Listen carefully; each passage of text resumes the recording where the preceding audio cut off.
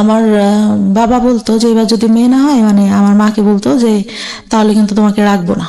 প্রথমে আপনার ভাই হয়? হ্যাঁ। আচ্ছা। তারপর আল্লাহর রহমতে আমি হই। আমার বাবা অনেক খুশি থাকে। আমাকে ভাইয়া যখন হয়, আমার মায়ের বয়স হয়তো তখন 13 বছর। জি। আমার বাবা লজ্জায় আমার ভাইকে কখনো কোলে টোলে নিত না, তা আমাকে অনেক আদর করতো। আচ্ছা। অনেক আদর করতো। আমি ছোটবেলা থেকেই মানে গ্রামে বড় হই, তা সবাই যেরকম বলে যে সোনার চামচ মুখে দিয়ে জন্ম, ওর হচ্ছে এরকম। মানে আমার দাদার একটু সম্মান, আমার দাদা ছিল হচ্ছে প্রাইমারি স্কুলে চাকরি করতো।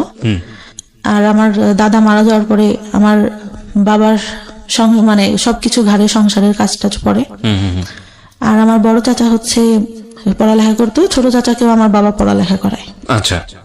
পড়ালেখা করালে আমার চাচা একটা টাইমে হচ্ছে মানে একটু বড় হই, তখন একটু বুঝতে পারি, হয়তো 4-5 বছর বয়স, তখন থেকে মানে আমাকে কিভাবে যেন মানে ভালো করে মানে ব্যাড টাচ যেটাকে বলে ওরকম করতো। আমি বুঝতাম না, তখন তো বুঝি না আসলে এগুলা কি, ওটা বোঝার বয়স না আমার। মানে আপন চাচা? হ্যাঁ, আপন চাচা, ছোট চাচা। ওকে। আমি তখন অতটা বুঝি না। আমার ঘুম আসানোর সময় বা দেখা গেছে পড়তে বসানোর সময় করতো, আমি বুঝতাম না যে আসলে এগুলা কি, কেন করতেছে। ওকে। তা আমার বাবা একটা পর্যায়ে বুঝতে পারে, তার অ্যাপেন্ডিসাইডের অপারেশন করে, তার সামনেই হয় মানে ঠোঁটে কিস করা যেটাকে বলে, ওটা করে। আমি ভাবি ছোট তো তখন, এটা তো বুঝি না কি। এখন বুঝি যে ওটা কেন করলো আর আমার বাবা কেন তখন কিছু বললো না, এটা মনে হতো। তাই একটা পর্যায়ে যখন এরকম মানে গায়ে হাত টাত দিত, তখন আমার বাবা একটা পর্যায়ে আমার কাছে জিজ্ঞাসা করে। আমার চাচাকে কিন্তু কোনো কিছু জিজ্ঞাসা করে না, আমাকে জিজ্ঞাসা করে। জিজ্ঞাসা করলে আমার চাচা আবার ভয় দেখায় যে তুমি যদি বলো তোমাকে ধরে মারবে। বলো মানে কি? মানে আপনার চাচা কি শিওর হয়ে গেছিল যে বিষয়টা আপনি জানেন বা বিষয়টা আপনি বোঝেন? যখন একটু বোঝা শিখলাম, হয়তো 7-8 বছর। আপনি কি কোনো কিছু জিজ্ঞেস করতেন না বিষয়টা নিয়ে, যে তুমি আমার সঙ্গে এরকম আচরণ কেন করছো? বা ভয় পাইতাম অনেক। চাচাকে ভয় পেতেন? হ্যাঁ, অনেক ভয় পেতাম। কেন ভয় পেতেন? মানে উনি আমাকে ধরতে আসতেছে, মানে ওই জিনিসটা ফিল হতো যে কখন যেন হাত দিবে, কখন যেন কি করবে। মানে উনি আসলে পরে আমি ঘর থেকে একটা বেরোনোর অজুহাত খুঁজতাম। তো আপনি তখন 4-5 বছরের বয়স। 4-5 বছরের বাচ্চারা তো অনেক বেশি স্পন্টেনিয়াস হয়, মার সাথে ফ্রি হয় বা ভাইয়ের সাথে। আপনার ভাই তো বড়ই ছিল, ভাই বড় ছিল, পড়ালেখা করতো, ওরকম করে মানে অতটা ফ্রি ছিলাম না। তো বাবা বিষয়টা জানার পরে আপনাকে প্রশ্ন করে? হ্যাঁ, তখন হয়তো 7-8 বছর বয়স হবে, তখন 3-4 পড়ি হয়তো। আচ্ছা। তা আমি মানে বলি যে না, তা বলে আমি তো দেখছি। আমি বললাম, আমি তখন কথা বলি না কোনো। তাহলে আমি কি তোর চাচার কাছে জিজ্ঞাসা করবো? আমি বলি যে সেটা তুমি জানো। তা সে জিজ্ঞাসা করে কিনা জানি না, আমার চাচা জিজ্ঞাসা করে তুমি কি তোমার আব্বুরে কিছু বলছো? আমি তখন আমার বাবা আবার বলে যে আমি তোরা জিজ্ঞাসা করছি, তুই এটা তোর চাচারা বলবি না। আমি বলি না, বলি নাই কিছু। আচ্ছা ঠিক আছে। রাতে ঘুমাই থাকতাম, আমার দাদির সঙ্গে শুইতাম। সে রাতে উঠে এসে আমার গায়ে মানে টাচ করতো। আপনার দাদির সঙ্গে আপনি ঘুমাতেন, চাচা এখানে থাকবে কেন? অন্য রুমে থাকতো, রাতে যখন সবাই ঘুমাই যেত তখন উঠে আসতো। তো ভয়ঙ্কর বিষয়গুলো। এবং আপনি কিছু বলতেন না? কি বলবো, কি মানে তখন তো এটা বুঝি না ভাই, শুধু টাচ করতো। তো বাট আপনার তো ভয় লাগা উচিত। মানে আমি জানি না, প্রশ্নগুলো আমার আসছে বলে না। আমি অতটুকু বয়সে যতটুকু সোরা পড়তাম, যতটুকু যার কাছ থেকে শুনছি যে এই দোয়া পড়লে রাতে কোনো খারাপ কিছু হবে না বা কোনো কিছু কেউ করতে পারবে না, আমি ওইটা পড়ে ঘুমাতাম যে হয়তো আজকে কিছু হবে না, কিন্তু সেই জিনিসটাই হতো। ওকে, আপনি বলেন। হ্যাঁ, আমার অনেক কথাই বলার আছে। আমি বহুবার বলেছি এবং আমি আবারও বলছি যে রেডিও ইন্ডাস্ট্রিতে আমি যে সব বিষয়গুলো নিয়ে কাজ করেছি লাস্ট 7-10 ইয়ার্সে, তার মধ্যে এই যে চাইল্ড সেক্সুয়াল অ্যাবিউজ, এই অ্যাবিউজের উপরে যে যারা এরকম ঘটনার মুখোমুখি হয়েছেন তাদেরকে ফ্রন্ট লাইনে নিয়ে এসে তাদেরকে স্পিক আউট করা, বলানো তাদের মুখ দিয়ে, এই সাহসটা আমি দুর্দান্তভাবে দেখেছি। সেটার জন্য আমাকে নিয়ে অনেকে সমালোচনাও করেন, অনেক বাজে বাজে কথাও বলেন, অনলাইনে বলেছেন। সেগুলো দেখে আমি কান তুলিনি এই কারণে অনেকে মনে করেন যে এই ধরনের কথা রেডিওতে আসা উচিত না। অনেকে মনে করে যে এটা এক ধরনের বেহায়াপনা। অনেকে মনে করে ঘরের কথা ঘরেতেই রেখে দেওয়া উচিত। আমি মনে করি এটা একটা ঘায়ের মতো, পচা ঘা, নোংরা একটা ঘা। এই ঘাটাকে যত বেশি ঢেকে রাখা হবে, এই ঘাটা তত বেশি ছড়াবে এবং এটা একসময় ক্যান্সার হয়ে যাবে। আমাদের এখন বলার যুগ। কোনো অন্যায় হলে আমরা স্পিক আউট করি এবং আমরা মনে করি এই স্পিক আউটটা একটা সময় অন্যায়টাকে ইরেজ করে দেবে। হ্যাঁ, অবশ্যই চাইল্ড সেক্সুয়াল অ্যাবিউজ এটা সারা দুনিয়াতেই, শুধু বাংলাদেশে না, সারা দুনিয়াতেই ভয়াবহ রকমের একটা প্রবলেম। আপনি কল্পনাও করতে পারবেন না একটা শিশু কার কার দ্বারা শারীরিকভাবে নির্যাতনের শিকার হতে পারে, সেটা ব্লাড কানেক্টেড থেকে শুরু করে ব্লাড কানেকশনের বাইরে বিভিন্নভাবে এগুলোকে বিভিন্নভাবে আমাদের সামনে এখন নিয়ে আসা হচ্ছে মানুষকে সচেতন করার জন্য। আমি বেস্ট বাংলাদেশের এখন পর্যন্ত যতগুলো এনজিও বা বিজ্ঞাপনী সংস্থা যাই বলেন এখন যারা কাজ করেছে, তার মধ্যে একটা লাইন আমার কাছে মনে হয়েছে, আমি অনেকবার বলেছি রেডিওতে, এখনো বলছি, যে বেস্ট মনে হয়েছে এটাকে স্টপ করার জন্য, সেটা হচ্ছে শিশুকে তার শরীরের সীমানা বোঝান। শিশুকে মানুষ আদর করবে, এটাই স্বাভাবিক, কিন্তু কোনটা গুড টাচ কোনটা ব্যাড টাচ, এবং ব্যাড টাচ হলে সেটা নিয়ে স্পিক আউট করা, ব্যাড টাচ হলে প্যারেন্টসদের কাছে গিয়ে বলা, ব্যাড টাচ হলে এমন কাউকে গিয়ে সেটা বলা যিনি অ্যাকশনে যেতে পারেন, এবং যদি সেটা না হয় তাহলে সে কোথায় যেতে পারে, এই বিষয়গুলো নিয়ে কথা বলা।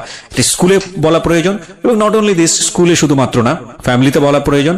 এবং বলার জায়গা থেকে আপনি কিছু করতে চাচ্ছেন শিওর, এবং বলার জায়গাটা থেকে আমার মনে হয় তারা একটা নির্ভরতার জায়গা ক্রিয়েট করার প্রয়োজন।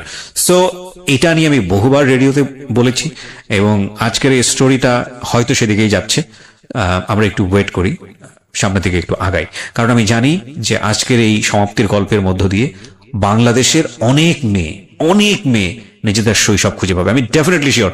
কারণ এগুলোর উপর যারা কাজ করেন তাদের যেই পার্সেন্টেজ, মানে তারা যেসব পরিসংখ্যান আমাদের সামনে তুলে ধরে, সেটা কিন্তু রীতিমতো ভয়াবহ। আমরা নারী শিক্ষা নিয়ে কাজ করেছি, আমরা শিশুর পুষ্টি নিয়ে কাজ করেছি সরকারি তরফ থেকে, আমরা যেটা বলছি, এবং এগুলোতে আমাদের যে অর্জন সাউথ এশিয়ার মধ্যে, এটা মাইল ফলক সারা বিশ্বের কাছে, মাইল ফলক লাস্ট 10 ইয়ার্সে।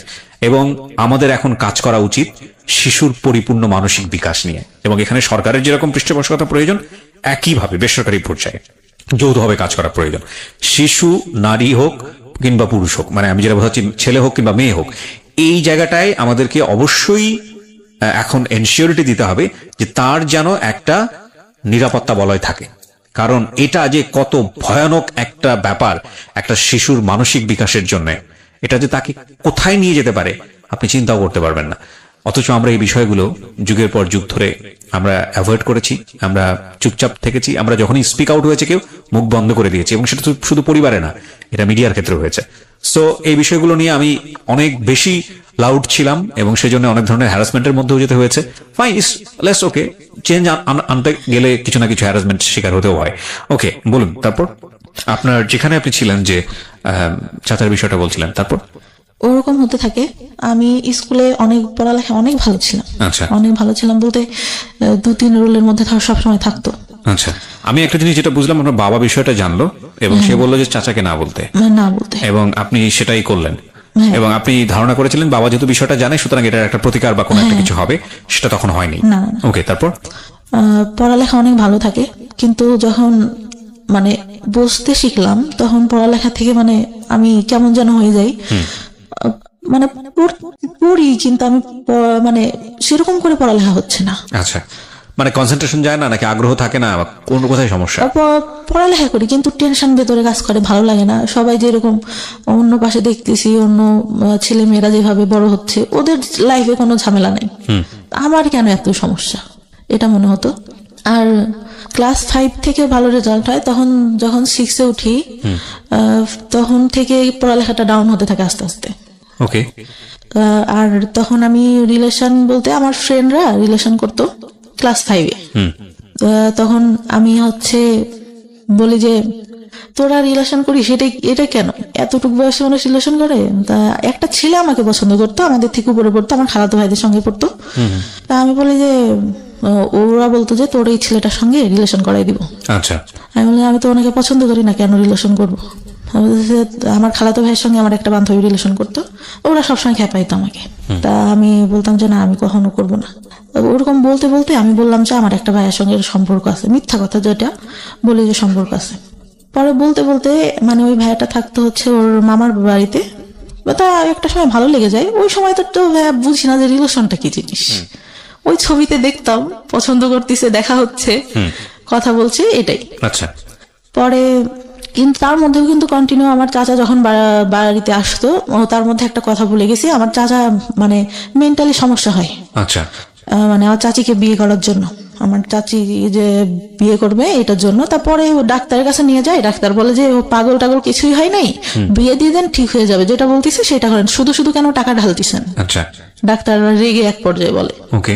পরে নিয়ে এসে আমার বড় চাচা তো বলে দিছে যে ওর পড়ালেখাও করাবো না, কিছুও করাবো না, আমি ওকে দেখতে পারবো না, তুইও বাদ দে, তুই করে কোনো লাভ নাই ওর জন্য কিছু করে। আমার বাবাকে বলে। আমার বাবা তখন কান্না করে আর বলে যে আমার বাবা বেঁচে নেই, আমার বাবা যদি বেঁচে থাকতো তাহলে তো এরকম হইতো না, আমার যদি রক্ত বিক্রি করেও কিছু করতে হয় আমি আমার ভাইয়ের জন্য করবো, এরকম করে বলে। আচ্ছা, তো বিয়ে দিয়ে দেয়। বিয়ে দিলে ভাই সেই রাত থেকেই ঠিক, আচ্ছা, মানে সে একদম পুরা সুস্থ। ওকে। কিন্তু তার মধ্যেও কিন্তু যখন ওই সমস্যাটা হয় তখন কিন্তু আমাকে কখনো ওইরকম কিছু করে নাই, বা ওই সবাই লোকজন থাকতে আসতেছে, কিন্তু তারপর থেকে কিন্তু আবার শুরু হয়। আচ্ছা, আমরা যেখানটায় ছিলাম তারপর তো ক্লাস 6-এ ওঠার পরে ওরকম রিলেশন হওয়ার পরে মানে একটা পর্যায়ে কি হয়, আমার বাড়ি থেকে জেনে যায়। আমার বাবা আমাকে ধরে অনেক মারে, রাতে মাঠে নিয়ে যেয়ে বাস আছে না, বাস দিয়ে অনেক মারে, আমার গায়ে একদম রক্ত জমে যায়। ওকে। ওই সময়টা যদি বুঝাই বলতে ভাই তাহলে তো বুঝতাম, তখন তো বুঝি না। পরে তারপরে 6-এ ভালো একটা রেজাল্ট আসলো, আসার পরে 7 উঠলাম। ওরা পরে মানে অনেক রাগ হইতো আমার, যে কেন এরকম কেন করবে আমার সঙ্গে। ওকে। আর ছোটবেলা থেকে ভাই এমন করে মানুষ করছে আমাকে, আমি কখনো কোনো কিছু না চেয়ে আমার বাবার কাছে পাইনি। আচ্ছা, যখন যেটা চাইছি। পরে কি হয়, যখন একটু মানে 8-এ উঠলাম, যে এসসিতে অনেক খারাপ রেজাল্ট হবে, যে এসসিতে রেজাল্ট খারাপ হলো, তারপর থেকে যে রিলেশন করতাম ওইটা থেকে আমার বাবার একটু রাগ। আর বাবার কথা কি বলবো, মানে বাবা তো বাবাই, জন্ম দিচ্ছে, জন্ম মা বাবাই হয়। তো তখন থেকে তো আমার একটা ছেলের সাথে সম্পর্ক হয়, আমার মামা থাকে একটা, তিনি ডাক্তার ছিলেন, তার বোন, মানে দূর সম্পর্কে। আমার মা আর বাবার বাসা কাছাকাছি, ওই খালাতো ভাইটার সাথে মুখে সম্পর্ক ছিল। আমি ভাই তখন মানে ওইটা বলতে গেলে বলা যায় যে ফার্স্ট লাভ ছিল, ক্লাস 9 থেকে। আচ্ছা। তো আমি অনেক মানে ওনার ইমোশনাল হয়ে যাই, ওই বয়সে যেটা হওয়ার কথা। আচ্ছা। পরে আমার বাসা থেকে জানতে পারে, আমার বাবা মেনে নেয় যে আচ্ছা ঠিক আছে, যদি তোমরা দুজন পছন্দ করো তাহলে ঠিক আছে, কিন্তু আমার মা মেনে নেয় না কখনো, মানে ছেলেটার পছন্দ করতো না, পড়ালেখা ভালো ছিল না। চাচা বাইরে পড়ালেখা করতো, ছোট চাচা, যে আমার মানে খারাপ ভাবে দেখতো, সে মাঝে মধ্যে আসতো যখন, আমি অনেক ভয় পাইতাম। একটা টাইমে যখন ছোট, এগুলা বলতে ভুলে গেছি, আমার ভাইয়ার এসএসসি পরীক্ষার আগে আমরা মানে টাউনে গিয়ে বাসা নেয় আমার মা। আমার ছোট চাচা তখন বিয়ে হয়, তখন মানে ভাইয়া পড়ালেখাতে একটু ডাউন ছিল, মানে ওর মেধাটা তো ভালো ছিল না। আচ্ছা। তো এখানে নিয়ে যায়, বা বলে যে এখানে তো কাজ টাজ করতে হয়, পড়তে পারে না, কি করে বেড়ায় না বেড়ায়, বাসায় গেলে ওইখান থেকে মানে ও টাউনে পড়ালেখা করতো, ওখান থেকে সুবিধা হবে। ওইখানে বাসা নেয়। আমি ভালো একটা স্কুলে পড়ালেখা করতাম, ছোট মানে নার্সারি থেকে শুরু করি। আচ্ছা। ওখান থেকে ক্লাস 5-4 পর্যন্ত ওইখানে পড়ি। তখন ওইখানে মেবি 2 বছর মতো থাকা ছিল টাউনে। তখন ফ্রেন্ডদের সাথে অনেক ভালো, এখান থেকেই যেতাম। আমার খালাতো ভাই একটু উপরে পড়তো, আমি নিচে পড়তাম। আর ওই ভাইয়ার পরীক্ষা দেয়, এসএসসিতে ফেল করে ইংলিশে। আচ্ছা। আমার বাবা নাকি, আমি তো তখন ছোট ছিলাম, মনে নাই, আমার মা যতদূর বলে, অনেক কান্না করে আর বলে যে আমার মেয়ে আমার কখনো মানে খারাপ কিছু করবে না, আমার মেয়ে আমার সম্মান রাখবে। আমার ভাইয়ের একটা কি ছিল, ও আব্বু যখন থাকতো না, ও বসে বসে টিভি দেখতো, যে আব্বুর আসার শব্দ শুনতো, তখন আব্বুর বাইক ছিল, শব্দ শুনলে আস্তে করে টিভিটা বন্ধ করে পড়তে বসে যেত। আচ্ছা। আমার পড়ালেখা মোটামুটি ভালো ছিল, সবসময় 2-3-এর মধ্যে থাকতো রোলটা। আচ্ছা। আমার স্কুলে অনেক মানে ছাড়া অনেক ভালোবাসতো। ছোটবেলায় আমাকে নাকি বলতো যে, তখন বিএনপি সরকার, বলতো যে খালেদা জিয়ার নাতনি আছে না, ওকে ওর মতো লাগে। একটা স্যার তো খুব আদর করতো আমাকে, ওইভাবে মানে খুব ভালোবাসতো সবাই। আমার বান্ধবীদের মধ্যে সবাই বলতো যে অনেক সুন্দর দেখতো। আচ্ছা। বান্ধবীরা অনেক মানে সবসময় ফার্স্ট বেঞ্চে বসা, সবার সাথে মজা করা। বড় ওই আস্তে আস্তে কিন্তু ওই যে চাচা যে ওইটা করতো, ওটা তো আর কারোর সঙ্গে আমি বলতে পারি না, ওটা তো ভেতরেই থেকে যায়, খুব খারাপ লাগে। পরে যখন ওই ভাইয়া ফেল করার পরে বাসাটা ছেড়ে দেয়, বাসা ছেড়ে দিয়ে আবার বাড়িতে যখন আসলো তখন আবার ওইটা বেড়ে গেল। আচ্ছা। বেড়ে গেল বলতে পারে যে বাবা একটা টাইমে দেখতে পারে, কিন্তু আমার বাবা কিন্তু একটা বার আমার চাচার কাছে জিজ্ঞাসা করে নাই যে তো তোর মেয়ের মতো তুই কেন এগুলা করিস। সে তো তাকে বলবে, আমি তো ছোট, আমি তখন ভাই বুঝি না, আমাকে এটা জিজ্ঞাসা করে আর আমাকে নিষেধ করলে বা আমি কি করতাম। আমি যে রুমে থাকতাম তার পাশের রুমে আমার চাচা থাকতো, আমার চাচি তার কাছে আসে শুয়ে, কিন্তু সে রাতে ঘুমাই গেলে উঠে ঠিক আমার এখানে আসবে। ভাইয়া অনেক কান্না করতাম, বিশ্বাস করবেন না। আর চুল টানতাম, হাতে কাটতাম, করতাম। খুব যখন খারাপ লাগতো নিজের গায়ে নিজে খামচাতাম, অনেক কষ্ট হইতো। আর তখন পড়ালেখা মানে অঙ্কটা আমি খুব খারাপ পারতাম, অঙ্কটা ভালো হতো না। আমার চাচা পড়াইতে বসাতো, পড়াইতে বসানোর মধ্যে আমার মা তো ভাবতেছে যে মনে হয় পড়াচ্ছি। পড়তে বসায় ভাইয়া মানে সবসময় হাত গায়ে দিতেই থাকতো। আপনার চাচা? জি। চা পড়ার পরে চাচার পড়ালেখা শেষ হয়, তখন আমি ক্লাস 5-এ। আমার চাচার পড়ালেখা শেষ হয়ে উনি একটা জব পাই টাউনে, আমরা যেখানে থাকতাম সেখানে সরকারি ইয়াতে দিলে, ওটা বেতন বেশি ছিল না। চাচার সঙ্গে আমার আবার গার্লস স্কুলে ভর্তি করে দেয়। ওই সময় যে বললাম না একটা ছেলের সাথে সম্পর্ক, এটা জানার পর আমার গার্লস স্কুলে দিয়ে দেয়। জি। গার্লস স্কুলে দিয়ে দিলে ওই ছেলেটার সঙ্গে আমি আর পরে কথাটা তো বলি না, নিজের থেকেই বাদ দিয়ে দিই যে মারতেছে আমাকে ধরে, মার খাবো আর কি পড়ালেখা হচ্ছে না, বাদ দিয়ে দিলাম। পরে 6-এ ওইখানে আমার চাচাই সঙ্গে করে নিয়ে যেত। আচ্ছা। নিয়ে যেত। স্কুল শেষে খালার বাসায় আসতাম, আমার খালার বাসা ওইখানে ছিল। আসলে দেখা যেত আমার চাচার অফিস বিকালে শেষ হইতো, যাইতে যাইতে দেখা গেছে বাড়ি যাইতে তখন ইটের রাস্তা ছিল, দেখা গেছে যে 20-25 মিনিট লেগে যেত আমার বাড়ি যেতে। অন্ধকার হয়ে গেলে সে গাড়িতে বসে দেখা যাচ্ছে আমার গায়ে হাত দিচ্ছে। মানে এটা কন্টিনিউ একটা ভয়ঙ্কর রকমের একটা মানুষ আপনাকে, মানে আপনার কাছে তো এরকমই মুক্ত হওয়ার কথা, যে মানুষটাকে আমি এত বেশি অপছন্দ করি সেই মানুষটা আমার পাশে বসে কন্টিনিউয়াসলি এটা করছে, এবং আপনি সেটাকে মুখ বন্ধ করে মানে একজনের শাই ফিল হোক বা যেটা কারণেই হোক আপনি কাউকে স্পিক আউট করছেন না, কাউকে বলছেন না? কাউকে না। আচ্ছা। কাউকে না। ক্লাস 9 থেকে এটা অনেকের মানে কিছু কিছু কেউ কেউ জানে, তার আগ পর্যন্ত আমি কাউকে কিছু বলিনি, কাউকে না। পরে ওইভাবে যেতে থাকলাম, একটা বছর গার্লস স্কুলে পড়া হয় আমার চাচা। তারপর ওইখান থেকে চাকরিটা ছেড়ে দিয়ে মানে বেতন কম ছিল দেখে সুগার মিলে চাকরি নেয়, তখন সে ওইখানে চলে যায়। আচ্ছা। তারপরে ওইখানে গিয়ে আমার চাচিকে নিয়ে যায়। পরে তো ওইখান থেকে ভাইয়া বাঁচলাম। আচ্ছা। মনে হলো যে না, কিন্তু আমি যে রিলেশন করতাম আমার মনে হতো যে ভাইয়া আমি এখান থেকে বেরোতে পারলে বাঁচি। এই ছেলেটার সঙ্গে রিলেশন করতেছি, ও যদি আমাকে নিয়ে যায় আমার তো এখানে থাকতে হবে না। সবসময় এটা মনে হতো যে আমি এই ফ্যামিলিতে কেন থাকবো। আচ্ছা। আর আমি ভাবতাম যে এরকম ফ্যামিলি মানুষের হয়। আরো তো আশেপাশে আমার বান্ধবীরা আছে, ওরাও তো কত ভালো, কতই। খুব খারাপ লাগতো। আর একটা আমার বাবা ছোটবেলায় স্কুলে যাইতাম, ফার্স্টে হয়তো দিত, তখন 2 টাকা 5 টাকা অনেক কিছু পাওয়া যাইতো ভাইয়া।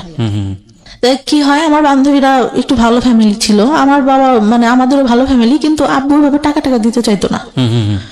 আমি কি করি, আব্বুর পকেট থেকে টাকা নিয়ে, মনে হয় 6 টাকা না কয় টাকা, সেটা নিয়ে আমার আব্বু মানে দেখে ঘুমের ঘরে, আমার ছোট খালাকে বলে। তা আমি সেদিন অনেক কান্না করি, স্কুলে যাই না, যে আমি তো বেশি টাকা নিয়ে নেই। আর আমার হয়তো এটা ভুল ছিল ভাইয়া।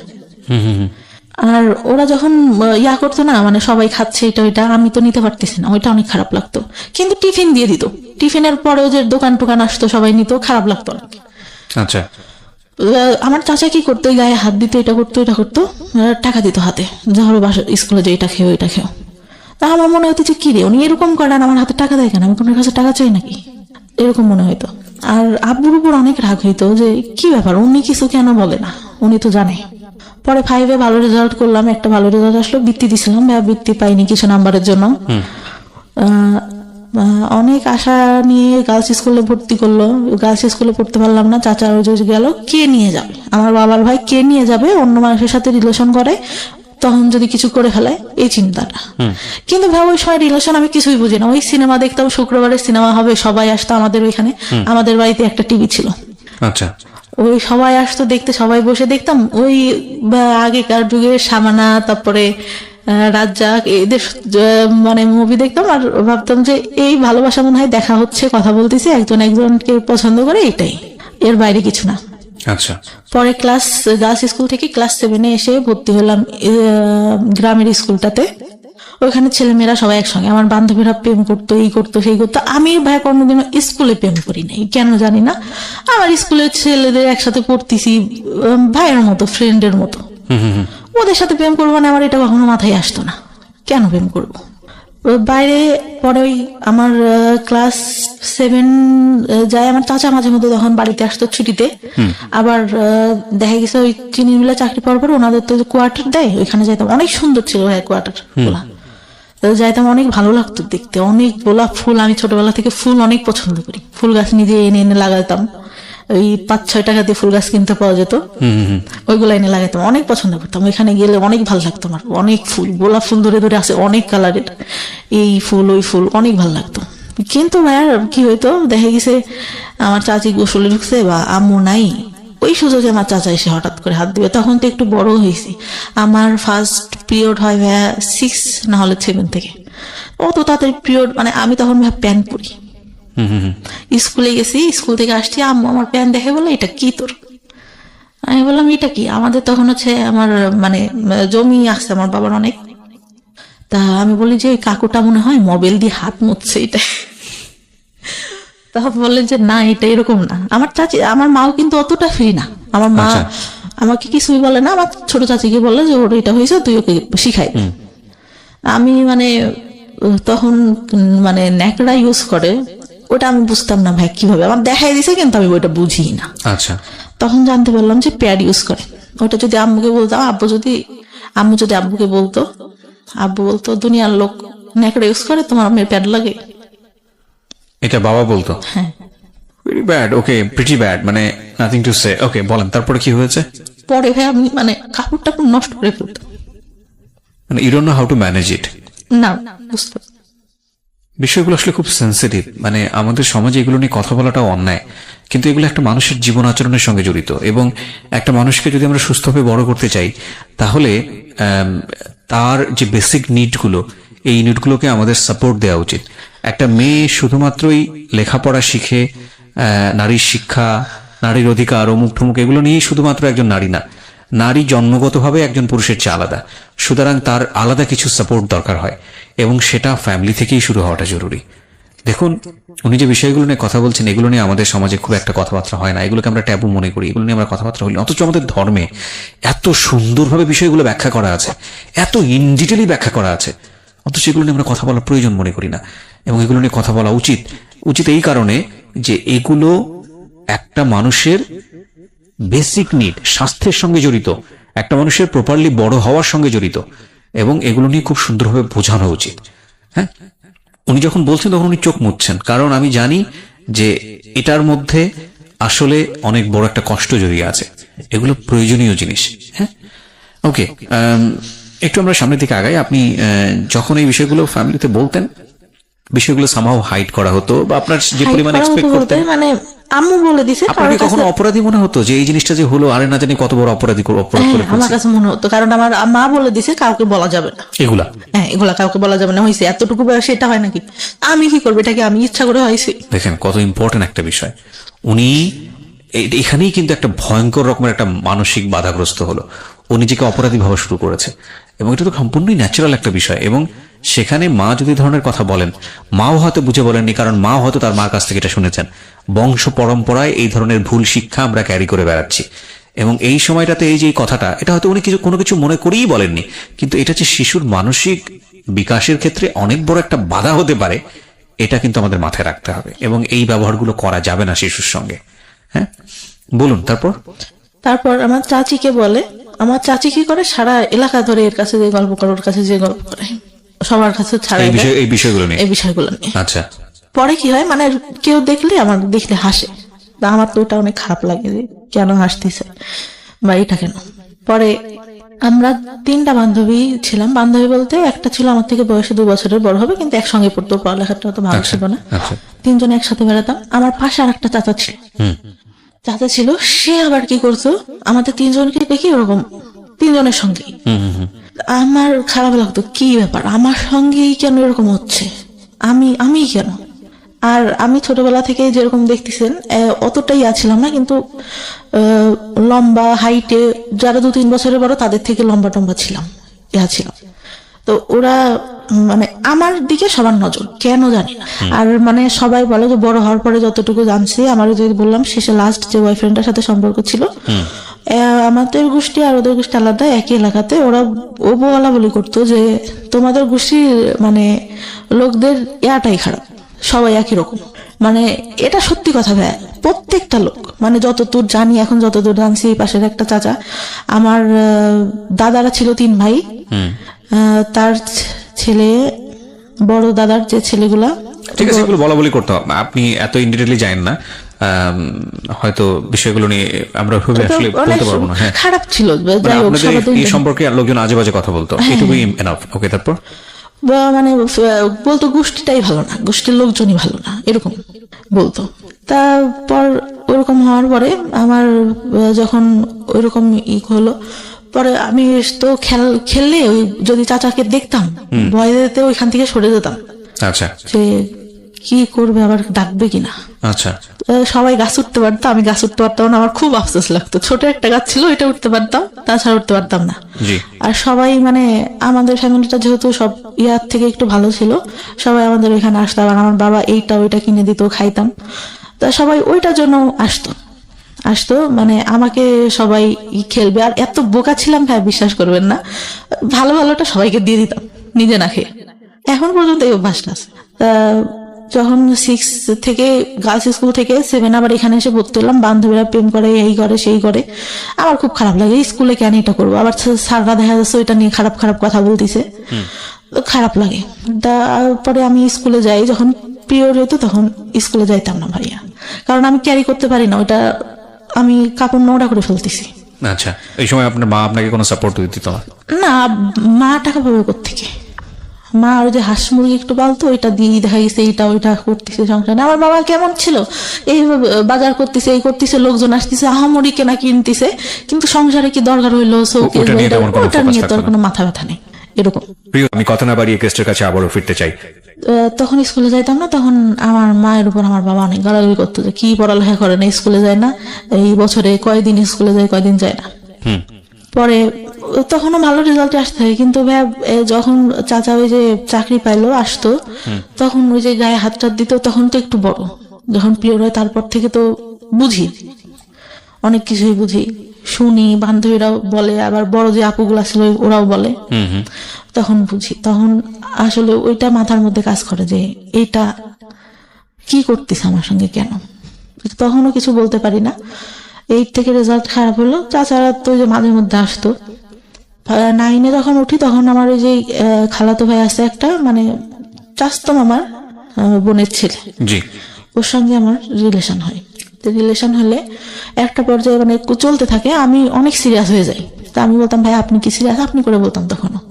তা বলতো সিরিয়াস ছিলাম না, এখন হই। তা আমার মানে অনেকের কাছে আমি নাম্বার দিই, আমার বড় আপুরা যারা ছিল, বলতাম যে পরিচয় না দিয়ে কথা বলবা, দেখবা যে আসলে আমাকে ভালোবাসে না, তোমাদের সাথে কথা বলতে চাই। ভাই কি করতো, ওরা যেই ফোন দিত ও কথা বলে দেখা করার জন্য পাগল হয়ে যেত। আচ্ছা, যে আমি তোমার একবার দেখবো, তুমি এখানে দেখা করো। পরে বয়ফ্রেন্ডের যখন দেখলাম যে উনি আমার প্রতি সিরিয়াস না, অনেক মেয়ের সঙ্গে কথা বলে, এর সাথে সম্পর্ক করতেছে, ওর সাথে যে ফোন দেয় তার সঙ্গেই, একটা পর্যায়ে আমি কি করলাম, নিজে থেকে বাদ দিয়ে দিলাম। বাদ দেওয়ার পরে কিন্তু এতটা মানে করি, আমি ঘুমের ওষুধ খাইতাম, আমার ঘুম আসতো না, ঘুমের ওষুধ খাইতাম আর খুব খারাপ লাগতো। তার মধ্যে আবার যে মা আছে, আমাদের চাচা আসতো। তা কি হয়, একটাবার আমার মা বলে যে তুই ওর সাথে সম্পর্ক করিস, আমি তো বলছি যে তুই ওর সাথে কথা বলার দরকার নেই। আমার দাদির ফোন ছিল, দাদির ফোন দিয়ে কথা বলতাম। পরে আমি কি করি বলো, যে তোর বাবার কাছে বলবো। বাবা তো জানতো, কিন্তু মানে কি বলবে, আমি অনেক ভয় পেয়ে যাই। আচ্ছা, ভয় পেয়ে যায় যে আমার চাচা এরকম এইটাই তো কিছু বলে না, আবার এইটা নিয়ে দেখা গেলো কি বলবে। আমার মায়ের আবার একটা সমস্যা ছিল, কিছু হইলে আমার বাবাকে বলতো। আচ্ছা, আমি একবারে 40টা ঘুমের ওষুধ খাই ওই ক্লাস 9 থাকা অবস্থায়। ক্লাস 9 থাকা অবস্থায়। মানে কি আপনার প্ল্যান ছিল যে আপনি সুইসাইড করবেন? সুইসাইড করবো। ওকে। খেলে ভাইয়া তখন মানে আমার পরীক্ষা তার 3 দিন পর, 2 দিন পর। আচ্ছা, ক্লাস 9 পরে আমি মানে দরজাটা যে লাগাবো, আমার এটা মনে নেই, আমি বিছানার উপর দিয়ে শুয়েছি ভাই, আমি মানে ঘুমাই গেছি নাকি আমি জানি না, কিছু বলতে পারি না। পরে নাকি যতদূর শুনছি, আমার যতদূর আমাদের এই কাজের ছেলেটা আম্মু যতদূর বলছে, আমার বাবা উঠাই নিয়ে আসে। শুধু আমার মনে আছে আমার বাবা আমাকে মারছে, এতটুকু মনে আছে, যে অনেকগুলা থাপ্পড় মারে আমার মুখে। ওকে। মানে ঘুমের মধ্যে আমার শুধু অতটুকুই স্মরণ আছে। আমি নাকি অনেক বমি করি ভাইয়া। আচ্ছা, বমি করি, আমার 4-5 দিন পর্যন্ত কোনো ইয়া ছিল না। আমি জামাটা চেঞ্জ করবো এটাও করতে পারতাম না, গোসল খাওয়া সব আম্মার দাদি ধরে করাইতো। পরে আমার বয়ফ্রেন্ডটার সাথে ইয়া হয়ে যাওয়ার পর ক্লাস 10 যখন উঠলাম, আমি 9 থেকে অঙ্কে অনেক খারাপ রেজাল্ট করি, অঙ্কে মানে টেনে টুনে মনে হয় 34 না কত পেয়ে পাশ করি। আমার বান্ধবীরা অনেক হাসাহাসি করতো, আর আমার যে বয়ফ্রেন্ডের সাথে সম্পর্ক ছিল ওরা জানতো, আরো ওই মাঝে কথা বলতাম, অনেক ছেলে ঘুরতো ভাইয়া, অনেক ছেলে ঘুরতো। আর ওই ঘুমের ওষুধ খাইতাম, মানে প্রাইভেট পড়তে যেতাম, কেমন অ্যাবনর্মাল টাইপের হয়ে গেছিলাম আমি। পড়াচ্ছি মানে আমার কোনো খেয়াল নেই, স্যার বলতো যে কি ব্যাপার তুমি খেয়াল করো না কেন, দেখলে তো পারো, অনেক ভালো পারো, দেখো না কেন। স্যার বলেন আমি বাসায় যেয়ে দেখবো। স্যারটা অনেক আদর করতো। তা ওইভাবেই পড়ে অঙ্ক ভালো পারতাম না, হাসাহাসি করতো। আর ওই যে ছেলেগুলা প্রপোজ করতো ভাইয়া, ওরা কি মানে এরকম ছিল, কিছু না করলেও ভাই কেন ছেলে মানুষ এরকম আমি জানি না, বলতো যে সব করছি, ওই মেয়েরও তো আমি সব করছি। আচ্ছা, ওকে। একটা ফুফাতো ভাই এরকম বলে, ওইটা আমি পরে আসি। তা ওইখান থেকে ক্লাস 9-এ ওরা হাসাহাসি করতো। তা আমার এত খারাপ লাগে যে কি আমি অঙ্ক ভালো পারি না। আমি স্যার, আমি হিন্দু ছিল স্যারটা, আমি আমার জীবনে আমি এত ভালো মানুষ দেখিনি। আমার ধর্মের না, যেহেতু আমি ইসলাম ধর্মের, আমার স্যার ছিল হিন্দু ধর্মের। একটু উনি প্রাইমারি স্কুলে চাকরি করতো। স্যারের কাছে বললাম স্যার আমি তো অঙ্ক ভালো পারি না, আমাকে একটু যদি ভালো করে পড়াইতেন। তা বললো যে আচ্ছা ঠিক আছে, তুমি পাশে এসে বসবা, পার্টিতে বসাইতো, পাশে এসে বসবা, আমি তোমাকে ওরা যা করে তার থেকে আমি উৎপাদক ভালো পারতাম না। আমি বললাম স্যার উৎপাদকটা আমার একদম বাদ দিয়ে দেন, আমি এটা বুঝি না, একটা করলে আর একটা করতে হবে। দেখা গেছে আমার একটা কমন পড়ছে আর একটা কমন পড়তেছে না, তখন কি করবো? পরে স্যার এরকম করে আমাকে অঙ্ক করায়, আমি এসএসসি তে অঙ্কে আমার প্লাস আসে, আর কোনো কিছুতেই প্লাস আসে না। আচ্ছা, তার মধ্যে যে চাচা এসে অঙ্ক করতে দিত, অঙ্ক ভালো পারতাম না, পড়তে বসাইছে, যে কয়দিন আসতো উনি আমাকে পড়তে বসাবেই, আর ওই যে ইন্টেনশনালি গায়ে হাত দিয়ে যাচ্ছি। এই অঙ্কের টিচার? না না, চাচা। আমার চাচা। ওকে। ওই যে আসতো মাঝে মধ্যে বাড়িতে, জি। অঙ্ক না পারলেই দেখা গেছে রাগারাগি করতেছে, আমি অনেক কাঁদতাম, আমি কিছু বলতাম না, অনেক কাঁদতাম। না আমি বলতো তুই পড়িস না কেন, এই জন্য তো তোকে রাগ করে। আম্মু তো তখন কিছু জানে না। আমার তার মধ্যে আমার ছোট চাচার একটা বাচ্চা হয়, আমার ভাইটাকে আমি অনেক আদর করতাম, অনেক ভালো লাগতো। ভাই কি হয়তো আমার ভাইটাকে করলে দিতে যে উনি আমার গায়ে হাত দিত। Very bad. মনে হতো আমি মারা যাবো, আমি এই সংসারে কেন, এর থেকে যদি একটা গরিব ঘরেও জন্ম হইতো তাহলে মনে হয় এর থেকে মানুষ ভালো থাকে। কোন ক্লাসের ঘটনা এটা? আপনি যে ক্লাসে কথা বলছেন, যে ক্লাসে আপনার অঙ্ক করাচ্ছে? 9-এ। তখন পর্যন্ত আপনি মার সঙ্গে কেন বলছেন না এগুলা? আমি তখনও ভাইয়া যে মাকে বলতে হবে এটা কিভাবে নিবে, সে আমাকে বলে দিছে যে এইগুলা কাউকে, পিরিয়ডের কথাই বলে দিছে, কাউকে বলতে হয় না, এইটা বললে কি বলবে, ওকে, এইটা বললে কি বলবে। তার মধ্যে কি আমার চাচাদের জমি জাতিটা অনেক মানে একটু ঝামেলা হয়। ছোট চাচাটাই সবসময় বেশিরভাগ ঝামেলা করে, বড় চাচাটা অনেক ভালো, মানে বিসিএস ক্যাডার, প্রভাষক এখন, অনেক ভালো। মানে চাচা ছোটবেলা থেকে অনেক ঈদে প্রত্যেকবার জামা কিনে দেবে, আর আমাকে বলতো আমার হলুদ পরি, আমাকে ছোট বড় চাচা বলতো, আমার বড় চাচা। আচ্ছা। অনেক আদর করতো। আমি চিন্তা করতাম চলে যাব, কিন্তু তখন চিন্তা করতাম যে আমার ভাই, আমার সবাই অনেক ভালোবাসে, আমি চলে গেলে তো মান সম্মান থাকবে না, আর নাম ডাক আছে যেহেতু ফ্যামিলির একটা। এসএসসি পরীক্ষার আগে আমি সম্পূর্ণ সবার সঙ্গে কথা বলা বন্ধ করে দিই, যে আমার এমনিতে অঙ্কেটে ভালো পারি না, আমি কারোর সঙ্গে কথা টথা বলবো না, আমি পরীক্ষাটা ভালো মতো দিই। তো পরীক্ষাটা দেই, পরীক্ষা দেওয়ার পরে আসলো এই কোন রকমে মানে পাশ করলাম, ভালো মোটামুটি একটা রেজাল্ট আসলো। আসার পরে আমি মানে বাইরে ভর্তি হওয়ার ইচ্ছা আমার অনেক। তা টাউনে সরকারি মহিলা কলেজে আমার সব মানে ইয়াটিয়া দিলাম, চান্স হইলো এখানে, কিন্তু আমার আব্বা ভর্তি করলো না। কেন করলো না? যে ওই ছেলের সঙ্গে সম্পর্ক আছে, যদি ওইখানে যে দেখা টেকা করে, এই জন্য। হয়তো তার জায়গা থেকে এটা ঠিক ছিল, কারণ আমি করবো না এর গ্যারান্টি কি আমার, আমি নিজের থেকেই বলতেছি। পরে ভর্তি করলো না, ওইখানে একটা ইসরো কলেজে ভর্তি করলো। এমনিতে মানে আমাদের ওইখান থেকে একটু টাউনে যে কলেজটা ছিল, যেতে 30 মিনিট মতো লাগতো। ওইখানে আমার বাবার যে ফ্রেন্ডের ছেলেটা আবার ওইখানে কলেজে কিভাবে যেন খোঁজ পায় আমাকে, মানে ওই ছেলেটার আবার কি হয় বলতে ভুলে গেছি। আমার এসএসসি পরীক্ষার পর আমার ফুপুর বাসায় আমি বেড়াইতে যাই। আচ্ছা। গেলে তা ওরা তো আমাদের বাসা থেকে আগের থেকে আসে, দেখা গেছে একটা অকেশন হইলে, একটু অনুষ্ঠান হইলে আসে, আঙ্কেল আসে, আঙ্কেলের ছেলে আসে। তা আসলে পরে ওরা বলে যে জানো আমাদের সঙ্গে পরে ওই আপুটার সঙ্গে এই ভাইয়াটার সম্পর্ক আছে। আমি কি বলিস, ও তো আমার দিকে একটু এরকম এরকম তাকায়, আমি তো বুঝি। আমার ফুফাতো ভাইদের বলে যে না সত্যি কথা, অনেক ভালো সম্পর্ক, আর ওরা অনেক ভালোবাসে ওই আপুটাকে, আপু অনেক ভালোবাসে। আমি বলছি আচ্ছা আজকে দিনের মধ্যে যদি আমি ওর সাথে সম্পর্ক করে দেখাইতে পারি, একটা বাজাবাজি ধরনেরই। তারপরে আর কি করি, আমার ফুফাতো ভাই ফোন দেয়, আমি ওর সঙ্গে কথা বলি। কথা বললে ঠিক সন্ধ্যার সময় ফোন দিছে, আচ্ছা আমি তোমাকে একটা কথা বলতে চাই সমাপ্তি, তুমি কি আমার কথা যদি হ্যাঁ হয় হ্যাঁ বলবা, নাহলে পারে না বলবা। আমি বলছি জি বলেন। বলতেছে তুমি কি আমাকে লাইক করো? আমি বলছি যে দেখি, চিন্তা করে দেখি। তার এই কেটে দেয়। আমি আবার ফোন দিয়ে ওদেরকে ডেকে শোনালাম যে দেখ কি বলে, যে ওই ছেলে মেয়ের সাথে নাকি সম্পর্ক, তাইলে কি। পরে বলতেছে যে, আমি বলতেছে হ্যাঁ পছন্দ করি। আপনি? আচ্ছা I think I love you. ও বলে আমাকে আচ্ছা ঠিক আছে আই লাভ ইউ টু। কিন্তু আমি তো মানে ওরকম করে না। তো ওরা যে আবার কি করে, ওই মেয়েটাকে বলে দেয় যে আপনি যার সাথে সম্পর্ক করেন ওই ছেলেটা তো এই হয়েছে। আমি কিন্তু ওকে আমি বলছি তুই কিন্তু বলবি না, একটা মেয়ে কষ্ট পাবে। আমার যতটুকু মানে মাথার মধ্যে আছে, ও কষ্ট পাবে শুনলে। যাই হোক, ছেলেটা ভালো না, আমি যতটুকু জানতাম।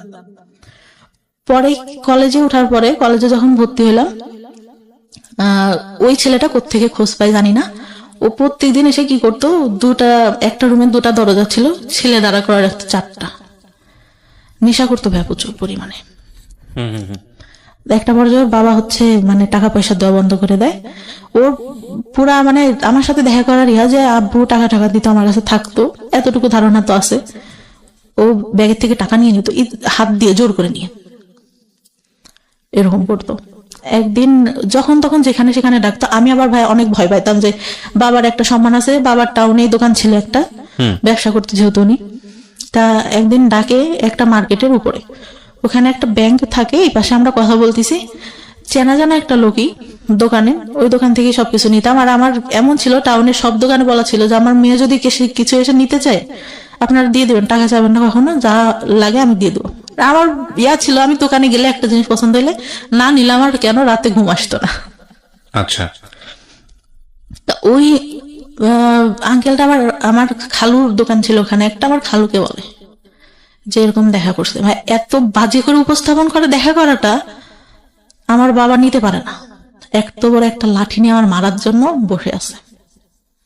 রাতে ডাকছে, আমার মা সহ গেছে, আমার মা পাশে বসা। আমি বলছে যা সত্যি তাই বলবে। আমি মামার কাছে যেগুলো জিজ্ঞাসা করে আমি বলি যে না এরকম তো কিছুই হয়নি। পরে আব্বু বুঝতে পারে যে মিথ্যা সত্য কথা, মানুষের কথা শুনলে বুঝতে পারে, তো কিছু বলে না, বলে আচ্ছা ঠিক আছে। তো ওনারা আবার এরকম বলে যে আপনার মেয়েকে বিয়ে দিয়ে দেন, নাহলে কিন্তু এই ছেলে অনেক প্রবলেম করবে, তাই বলে। তারপরে ইন্টার ফার্স্ট ইয়ারও তো তখন এসএসসি পরে ভর্তি হয়েছি। ইন্টার ফার্স্ট ইয়ার পরীক্ষার কিছুদিন আগে আমাকে একটা ছেলে দেখতে আসে। ছোটবেলা থেকেই চিনি, কিন্তু এভাবেও জানি না যে আমাদের এলাকায় বাসে, এটা জানি কার ভাই কার ছেলে এটাও জানি না। আমার আবার কেমন ছিল যে আমি কোথাও যেতে গেলে আব্বুর কাছে শুনতে হবে, আর বাইরে অত বেরোনোর কোনো ছিল না আমাদের। আমি এলাকার মধ্যে আমাদের গোষ্ঠী দেওয়া অনেকের নাম জানি, চিনি, একজনের মুখে চিনি, একজনের নাম জানি, এরকম অনেকে চিনিও না। তো কারণ গোষ্ঠীটা তো অনেক ছাড়ানো চিটানো, এক জায়গায় তো সীমাবদ্ধ না। তা ওই মানে শাড়ি পরিয়ে ওইটা দেখে নাকি ওর অনেক ভালো লাগে। পরে আমাকে আমার ভাইয়ের বিয়েতে তো যে মানে আমাদের বিয়ের পরে আবার দেখা যায় যে যেতে হয় বউয়ের বাড়িতে, মানে আমার ভাবির বাড়িতে যেতে হবে। তো আমার ভাই বলে যে তুই চল, আর আমার মামা তোমার কথা বলে যে ও চল। আমি বলি যা না, যাবো না, আমার যেতে ইচ্ছা করে না। কারণ আমি তখন যে টেনশনে, আমার বয়ফ্রেন্ডের সাথে আমার ব্রেকআপ হয়ে গেছে, মন মানসিকতা ভালো থাকে না। আর ভাবিদের বাড়িটাও এরকম ছিল যে আমার পছন্দ না, মানে মাটির রাস্তা দিয়ে যেতে হতো, আমার ভালো লাগতো না। ওকে। তা বলছে যে আচ্ছা চল আজকে যাই, কালকে চলে আসবো। তা আমি আবার তখন একটা গোপনে ফোন ব্যবহার করতাম, ওটা বাসায় রেখে যাই। আসার পরে 16 তারিখে যাই মার্চের, 18 তারিখে ব্যাক করি। ওকে। ফোনটা খোলার পরে আমি দেখতেছি আমার ফোনে একটা মেসেজ, আমাকে তুমি খুঁজলে কেন? আমি তোমাকে খুঁজলাম মানে কে এটা, আমি কাকে খুঁজলাম? ওকে। তারপর আমি মানে আমার ফোনে ব্যালেন্স থাকে না, আমি ফোন দিই। তা বললাম যে ভাই কে? বললো, ওর নাম ধরে বললো যে আমি অবাক। আমি বললাম যে আপনাকে আমি খুঁজলাম কে, মানে কি আমি আপনাকে কেন খুঁজবো? বলতেছে না আমাকে একজন বললো তুমি আমাকে খুঁজছো। আমি আপনাকে খুঁজবো মানে আমি আপনাকে খোঁজার কোনো প্রশ্নই আসে না। তারপরে আবার ফোন দেয় যে আসলে তুমি আমাকে খুঁজো নাই, তুমি আমাকে দেখো নাই। ওর মধ্যে মানে কি হয়, আমার খালাতো ভাই একটা বিয়ে করে, সম্পর্ক করে, ওই যে মেয়ে দেখতাম ওর দিকে তাকায় থাকে, তা আমার খালাতো বোনের ওয়াইফের আবার সম্পর্কটা ভালো ছিল, মানে ইয়াটা ভালো ছিল না, চরিত্রটা ভালো ছিল না। অনেকের সঙ্গে ভাইয়ের সঙ্গে ইয়া হওয়ার পরে হুট করে বিয়ে করে, প্রেম করে অনেকের সাথে আবার কথা বলতো। এই বাসে যেতে গেছে, মানে ঢাকায় থাকতো ওরা, ঢাকা থেকে বাড়িতে যেতে গেছে, কারণ নাম্বার পাইছে, বাসে বসছে, তার সঙ্গে কথা বলা শুরু করে দিছে এরকম। আমি ভাবতাম যে আচ্ছা যে ছেলেটার সাথে কথা বলে এ কি সে নাকি, অবাকের কথা ভাবতাম। তো এইভাবে তাকায় আসছে কেন, আমি আবার পিছন থেকে বসে আমি আবার ওর দিকে তাকায় আছি। তো ও ভাবছে যে আমি ওকে দেখি, কিন্তু আমি তো ওকে দেখি না, আমি দেখি যে ভাবি কেন ওর দিকে তাকায়, আমি তো এটা দেখি। মানে ও অনেক সুন্দর, অনেক সুন্দর ছিল দেখতে, অনেক সুন্দর। ও 6 ফিট হাইটে, লম্বা, সেরকম দেখতেও সুন্দর। তা তখন বলে যে আমাকে বললো তুমি আমার দিকে তাকাইছিল না, আমি তো তাকাইছিলাম না। তখন আমি এটা খুলেই বলি যে এরকম এরকম, আমি ভাবছি যে ভাবি আপনাকে দেখে কেন তাকায়, আপনার সঙ্গে কি কথা বলে কিনা। তা বলে না, আমার সঙ্গে কথা বলে না, আমি জাস্ট তোমাকে অনেক ভালো লাগে এই জন্য। আমি পরে বলি যে ভাইয়া আমি, আপনি আমার সাথে কথা বলবেন ঠিক আছে, আমি সবকিছু বলি যে আমার কিন্তু আগে অনেকগুলো রিলেশন ছিল, অনেকের সঙ্গে আমি কথা বলতাম, এগুলো কিন্তু আপনি জানেন এলাকায় যেহেতু এগুলো আসতে পারে, আর আপনি এগুলা নিয়ে পরে সমস্যা করবেন, সম্পর্ক করলেও এটা কিন্তু হবে না। পরে ও বললো যে আচ্ছা ঠিক আছে, সমস্যা করবো না। যেখানটায় আমরা ছিলাম, মানে যখন রিলেশন হইলো, কথাবার্তা হইতো, ফিজিক্যালি কোনো কিছু না, শুধু এমনিতেই কথা হইতো। কিছুদিন পরে ঠিক সেই কথাগুলা শুরু করলো, কেন করছো, আমার ফ্রেন্ডরাও তো এর মধ্যে আছে, কথা বলছো কেন, ও বলছে যে তোমার সাথে থাকছে, এই বলছে, এই করছে, ওই করছে, আমার তো এগুলো নিতে কষ্ট হবে। মানে সবাই আপনার নামে বদনাম করতো, বদনাম যেটা, কিন্তু সামনে কখনো কিন্তু ভাই কেউ বলেনি, কারণ বাবার একটা ইয়া ছিল, কখনো কেউ বলবে এরকম না। কিন্তু গেলে পারে এই মেয়েটা ভালো না, এই মেয়ের চরিত্র ভালো না, পরে এরকম বলতো। তারপর আমি ওর কাছে বিশ্বাস করবো না, সব ঘটনা বলি, সব আমার ছোটবেলা থেকে কি হয় না হয় আমি সবকিছু বলি। আচ্ছা, ও মানে একটা পর্যায়ে কি হলো ভাই, ওইগুলা নিয়ে কথা বলা শুরু করলো। ওই আপনার সঙ্গে ঝগড়া হতো, এগুলো নিয়ে খোটা দিত, এগুলো নিয়ে খোটা দিত। মানে ওইগুলা চাচাদের কথা না নিয়েও বাইরে যে ছেলেদের সঙ্গে কথা বলতাম, এগুলা নিয়ে খোটা দেওয়া শুরু করলো। আমি তখন অনেক কাঁদতাম যে তোমার তো আমি সব বলছি, দুনিয়ার কেউ কিছু জানুক না জানুক তুমি তো জানো, তাহলে কেন এগুলা বলো। আর তুমি যদি আমার লাইফে আগে আসতে তাহলে তো আমি এগুলা করতাম না। তুমি তো, আমি তো তোমাকে ভালো করে চিনতাম না, স্কুলে গেছি একটু দেখছি, এই যা, তুমি আগে বলতো আমার সাথে রিলেশন করবা, তুমি তো অনেক আলোচনা, কারণ আমি তো ছোট, তুমি তো আমার থেকে বড় হবা। পরে ভাই আমার ফার্স্ট বিয়ের ইয়াটা আসে, হুট করেই আমাকে বিয়ে দিয়ে দেয়, আমার কাছে জিজ্ঞাসাও করেন না যে আমি পছন্দ করি কিনা। কিভাবে হয় বিয়েটা? আমাদের এখানে কোন ক্লাসে তখন আপনি? Inter first year. ওকে। আমার তখন ভাই বিয়ের বয়সটাও হয়নি। মানে আমার মাকে এসে একজন বলতো যে, মানে সে হচ্ছে মুরগি দিয়ে যেত আমাদের বাসায়, বলে যে আপনার মেয়েটা তো অনেক সুন্দর, ছেলেটা অনেক সুন্দর, বাইং হাউসে চাকরি করে, তা আপনার মেয়েকে বিয়ে দিয়ে দিই। তা আমি বলে যে খোঁজ খবর না নিয়ে, আর আমি এগুলা জানি না, ওর বাবা শুনলে রাগ করবে। তা আব্বুকে বলে, আম্মু হয়তো কোনোভাবে কনভিন্স করে বললে আম্মু আমার ভাইয়াকে পাঠায়। ভাইয়ারা ঈদের মধ্যে, মানে বিয়ের পরে ভাইয়া বাসাতেই থাকে, ভাইয়া চাকরি একটা করতো, সেটা ছেড়ে দেয়। পরে ভাইয়া যায়, যে কি করে, ওকে বলে যে আশেপাশ থেকে খোঁজ নিতে, ও কি করে ওই বাসায় ঢুকে যায়। পরে ছেলের ছোট ভাইয়ের কাছ থেকে সবকিছু দেখে, তাদের বাড়ি টাড়ি দেখে, অনেক মানে টাইস করা, ইয়া করা, ফুল ওয়াল, উপরে টিন শিট, তার মধ্যে টাইস করা, ইয়াটিয়া অনেক ভালো, ভাইয়া পছন্দ করে। তখন ছেলে আসে দেখতে, তার একদিন না দুদিন পরে, ভাই আমি তো ছেলে মানুষকে তাকায় দেখবো, লজ্জার একটা ব্যাপার, আমাকে শাড়ি টাড়ি পরানো হয়, তা আমি তাকাই না কখনো। উনি আমার কাছে জিজ্ঞাসা করে ঠিকানা এইগুলা নর্মালি যেগুলা জিজ্ঞাসা করে, বা চুল দেখাবে সেই এইসব কিন্তু কিছু বলে না, এমনি নাম টাম জিজ্ঞাসা করলো, ইয়া করলো, অনেক পছন্দ হয়েছে। পছন্দ হলে মানে আমার মায়েরও অনেক পছন্দ, বাবারও অনেক পছন্দ ছেলেকে দেখে, কিন্তু ছেলেটা ভাই আমার থেকে মনে হয় 17-18 বছরের বড় হবে। 17-18 বছরের বড় হবে। তখন তারা কি করলো যে বিয়ে করবে। আব্বু বলে যে আচ্ছা বিয়ে না, আমার এক টাইমে আমি অনেক বড় করে অনুষ্ঠান করব, আমরা এমনিতে শুধু কাবিন রেজিস্ট্রেশন করে রাখি, রেজিস্ট্রি করা হয়, কবুল টবুল বলা হয় না। ওই ছেলের তখন রাতে ওইখান থেকে চলে যায়। আমি অনেক কান্না করি ভাই, আমি তখন বলতে পারি না যে এই ছেলের সাথে আমার সম্পর্ক আছে, আমি একে ছাড়া থাকতে পারবো না। পরে তার মধ্যেও আমার যে চাচা আসে, ছোট চাচা আসে, ঈদে আসে, এই আসে সেই আসে, কন্টিনিউ এটা চলতে থাকে। আচ্ছা, পরে বিয়ে দেওয়ার পরে হুট করে দিয়ে দিল। আমার সবাইরে ফোন দিয়ে বললাম, আমার বড় চাচা বলে যে কি ব্যাপার, তুই বিয়ে দিলি আমাদের কাছে তো জিজ্ঞাসা করবি। পরে যাওয়ার পরে আব্বু একটা ফোন দিল, ওই কন্টিনিউ কথা হইতো ছেলেটার সঙ্গে। কথা বলার আগে অন্যি যখন চলে যায় তারপরের দিন আমার ফুপুরা আসে, সবাই আসে আমাকে। আমি বললাম যে ভাই ছবিটা দেখি ছেলেটার। আমার যখন দেখাইলো আমি শুধু ভাইকে বললাম তোরা কি করলি। মানে এটা বিয়ে হওয়ার পরে গিয়ে আপনি ছবি দেখলেন ছেলেটার? আমি তখন তাকাই দেখিনি ভাইয়া, মানে আমি লজ্জাতে কি তাকাই দেখবো। আমাকে জিজ্ঞাসা করছে, আমি মাথা নিচু করে যতটুকু বলার বলছি। ছেলেটা হাইট টাইট লম্বা টম্বা সুন্দর ছিল, কিন্তু অত বয়সের তো একটা ছাপ মুখের উপর পড়ে। তো বিয়ে হয়ে যায় এভাবে। আমি সেদিন আমার যার সাথে সম্পর্ক ছিল ওকে ফোন দিয়ে আমি অনেক কান্না করি। ঈদের পরে ও বাড়িতেই ছিল, ঢাকায় পড়ালেখা করতো। ও শুধু বলে যে যা হবার হয়ে গেছে, এখন আমি কি করবো। আমি তো মানে আমার ভাইয়ের সাথে ওর আবার অনেক ভালো সম্পর্ক ছিল। আমি তো ভাইকে ফোন দিছিলাম যে ভাই কি করেন। এখন ভাই তো আর আমাদের সম্পর্কের কথা জানে না, হয়তো অনেকের কাছ থেকে শুনতে পারে, তাছাড়া তো আর কিছু জানে না। বললো যে ওকে দেখতে আসছে, হয়তো বিয়ে হয়ে যাবে আমি বাড়িতে।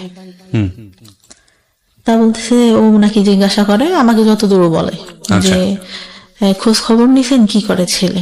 হ্যাঁ ভালোই। বলতেছে এরকম হুট করে কি বিয়ে দেওয়া ঠিক? ওনাকে এই কথাটা বলে আমাকে বলো যতদূর। এখন ও বলছে কি না দেওয়া আমি সঠিক জানি না। অনেক কান্নাকাটি করি করলে রাত্রে যে কাবিন রেজিস্ট্রি হওয়ার পরে ওরা তো চলে গেল। পরে আমার সাথে কথা হইতো কিন্তু আমি নিতে পারতাম না। পরে মানে যখন কথা টথা হইতো উনি একটা পর্যায়ে বলে যে আচ্ছা আমাদের তো শুধু কাবিন রেজিস্ট্রি হয়েছে, তুমি ফোনে কবুল বলো আমিও বলি, মানে আমাদের তো তাহলে বিয়ে হয়ে গেল। কে বলছে এটা? মানে আমার যার সঙ্গে কাবিন রেজিস্ট্রি হয়। আচ্ছা আচ্ছা, ওকে। আমি বলতেছি কেন বলবো, যখন কাবিন মানে কবুল বলতে হবে তখন তো বলবোই, তখন তো সবাই থাকবে। ফোনে ফোনে বলে শুধু শুধু কি দরকার, কাবিন রেজিস্ট্রি তো হয়েছি। তো বলতেছে বলো তাহলে তো আমরা স্বামী স্ত্রী হয়ে গেলাম। তো উনি বলে 3 বার বলে, আমি বলি না। মানে আমার মনের মধ্যে যেন কেমন একটা লাগে যে কি ফোনে কেন বলবো। আর যদি বিয়ে না হয়, আমার কেন জানি না মনের মধ্যে বললো যে যদি না হয়। আপনি তো রেজিস্ট্রি হয়ে গেছে। রেজিস্ট্রি হয়ে গেছে, কিন্তু ওই যে ইসলামিক ধর্মে যেভাবে হয় সেটা তো হয়নি। আচ্ছা, কাবিন আমরা তো ধর্মে বুঝি যে মানে কাবিন রেজিস্ট্রি হলে তো বিয়ে হচ্ছে না, আমাদের কবুল বলতে হবে 3 বার। আমাদের হাদিসে যতটুকু বলা আছে। আচ্ছা, ওটা তো হয়নি। যদি না হয় মানে আমার ওই চিন্তাটা মাথার মধ্যে। আমি তখন স্টিল আমার বয়ফ্রেন্ড লাভ করি। পরে আমার বয়ফ্রেন্ডটা মাঝে মধ্যে ঢাকার থেকে আসতো। তারপরে একটা পর্যায়ে মানে এতটাই হয়ে যায়, ফিজিক্যাল রিলেশন হয় আমাদের মধ্যে। মানে বয়ফ্রেন্ডের সঙ্গে? হ্যাঁ, বয়ফ্রেন্ডের সঙ্গে। ওকে। বয়ফ্রেন্ডের সঙ্গে ফিজিক্যাল রিলেশন হয়। পরে মানে ও কন্টিনিউ আমার বাসায় আসতে থাকে, রাতে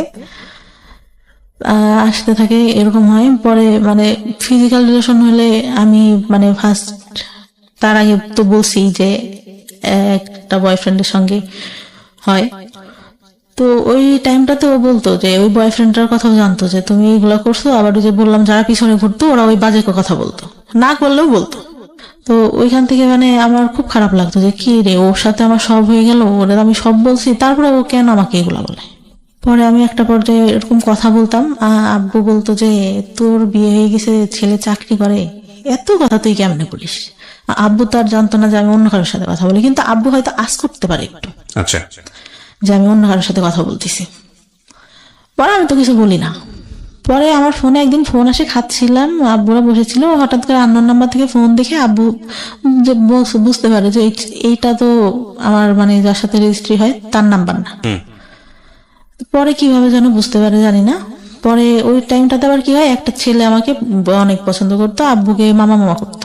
আচ্ছা, পছন্দ করতো বলতে মানে আমার আব্বুকে ভাঙাই খায় মানুষ বলতে যেরকম ওরকম খাচ্ছে এখন পর্যন্ত। মানে এটা বলতেছে এটা বলতেছে। আমার বাবা তাকে এতটাই ভালোবাসে, এতটাই বিশ্বাস করে, আমার মনে হয় আমাদের থেকে তাকে বেশি ভালোবাসে।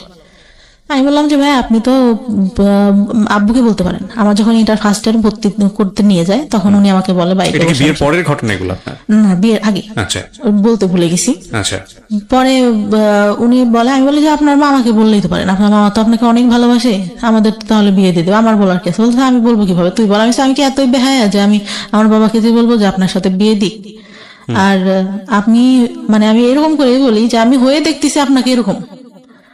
আপনার গার্লফ্রেন্ড ছিল আমার ছোট চাচির সঙ্গে পড়তো, ওনার গার্লফ্রেন্ডটা। আপনার গার্লফ্রেন্ড আমার ছোট চাচির সাথে পড়ে। আমি যখন ছোট তখন থেকে দেখতেছি, আমি হয়ে আমার বুদ্ধি হওয়ার পর থেকে আপনি এরকম, আপনাকে কেন বিয়ে করবো। তো ওর কথায় কথা বলে যে তুই তো তাহলে প্রেম করিস নি। আমি প্রেম করি না করে এটা কোনো কথা না, আমার মা বাবা যার সাথে দেবে তার সাথে আমি থাকবো। পরে ভাইয়া কি করে, বিয়েটা হওয়ার পরে উনি কি করলো, ওই ভাইয়াটাই মানে কার কাছ থেকে খোঁজ খবর নিতে জানি না, তাদের জমি জায়গা নাই, হ্যান নাই তেন নেই, এসব বলে বিয়েটা 5 মাসের মাথায় ভেঙে দেয়। মানে আপনার যে রেজিস্ট্রি হয়েছিল সেই বিয়েটা হ্যাঁ, ভেঙে দেয়। ভেঙে দেয়। আচ্ছা, তা আব্বু ওই বয়ফ্রেন্ডটার কথা জানতে পারে এক পর্যায়ে। আমি বলি আব্বুর কাছে বিয়েটা ভাঙার আগে, তা বলে যে তাহলে বিয়েটা ভেঙে দিই, ওর সাথেই তোর বিয়ে দিব, এরকম করে বলে। কিন্তু ভাইয়া কি করলো, বিয়ে ভাঙার পর ওই ছেলের সঙ্গে আমাকে বিয়ে দেবে না, অন্য জায়গায় বিয়ে দেবে, এই ছেলের সাথেও দিবে। আচ্ছা। আমি আমার বয়ফ্রেন্ডের কাছে বললাম, বয়ফ্রেন্ড তখন কি করতো, পেশায় কি ছিল? কিছুই করে না? পড়ালেখা করতো, আচ্ছা, ইঞ্জিনিয়ারিং পড়তেছিল। তা ও বলে যে আমি তো চাকরি বাকরি করি না, আর আমার মা মেনে নিবে না, তোমার বিয়ে ভেঙে দিছে, এটা জানলে তো আমার মা নিবেই না। আসলে ভাই কথাটা ছিল হচ্ছে, আমার যতটুকু দরকার ছিল ও তো আমার কাছ থেকে পাইছে, আমাকে কেন বিয়ে করবে, আমার যতটুকু ধারণা এখন বুঝি। পরে আমি অনেক কান্না করতাম যে আমি আব্বুকে বললাম তোমার কথা, তুমি এখন এইগুলা কেন বলো, আমার পক্ষে সম্ভব না তোমাকে বিয়ে করা। আর তুমি আমার ফ্রেন্ডদের সাথে কথা বলতা, এইগুলা তোমাকে নিয়ে যখন সংসার করবে তখন মনে পড়লো আমি এটা মেনে নিতে পারবো না। আচ্ছা, তাই বলে। পরে একটা পর্যায়ে কি হলো, আমি মানে কথা বলাটা আস্তে আস্তে বাদ দিয়ে দিলাম, আর খুব মনে পড়তো, মাঝে মধ্যে কান্নাকাটি করতাম। ও মানে ভাইয়া অকথ্য ভাষা আমাকে গালাগালি করতো। আপনার বয়ফ্রেন্ড? হ্যাঁ, এত বাজে বাজে কথায় বকাবকি করতো ভাইয়া, আমি নিতে পারতাম না।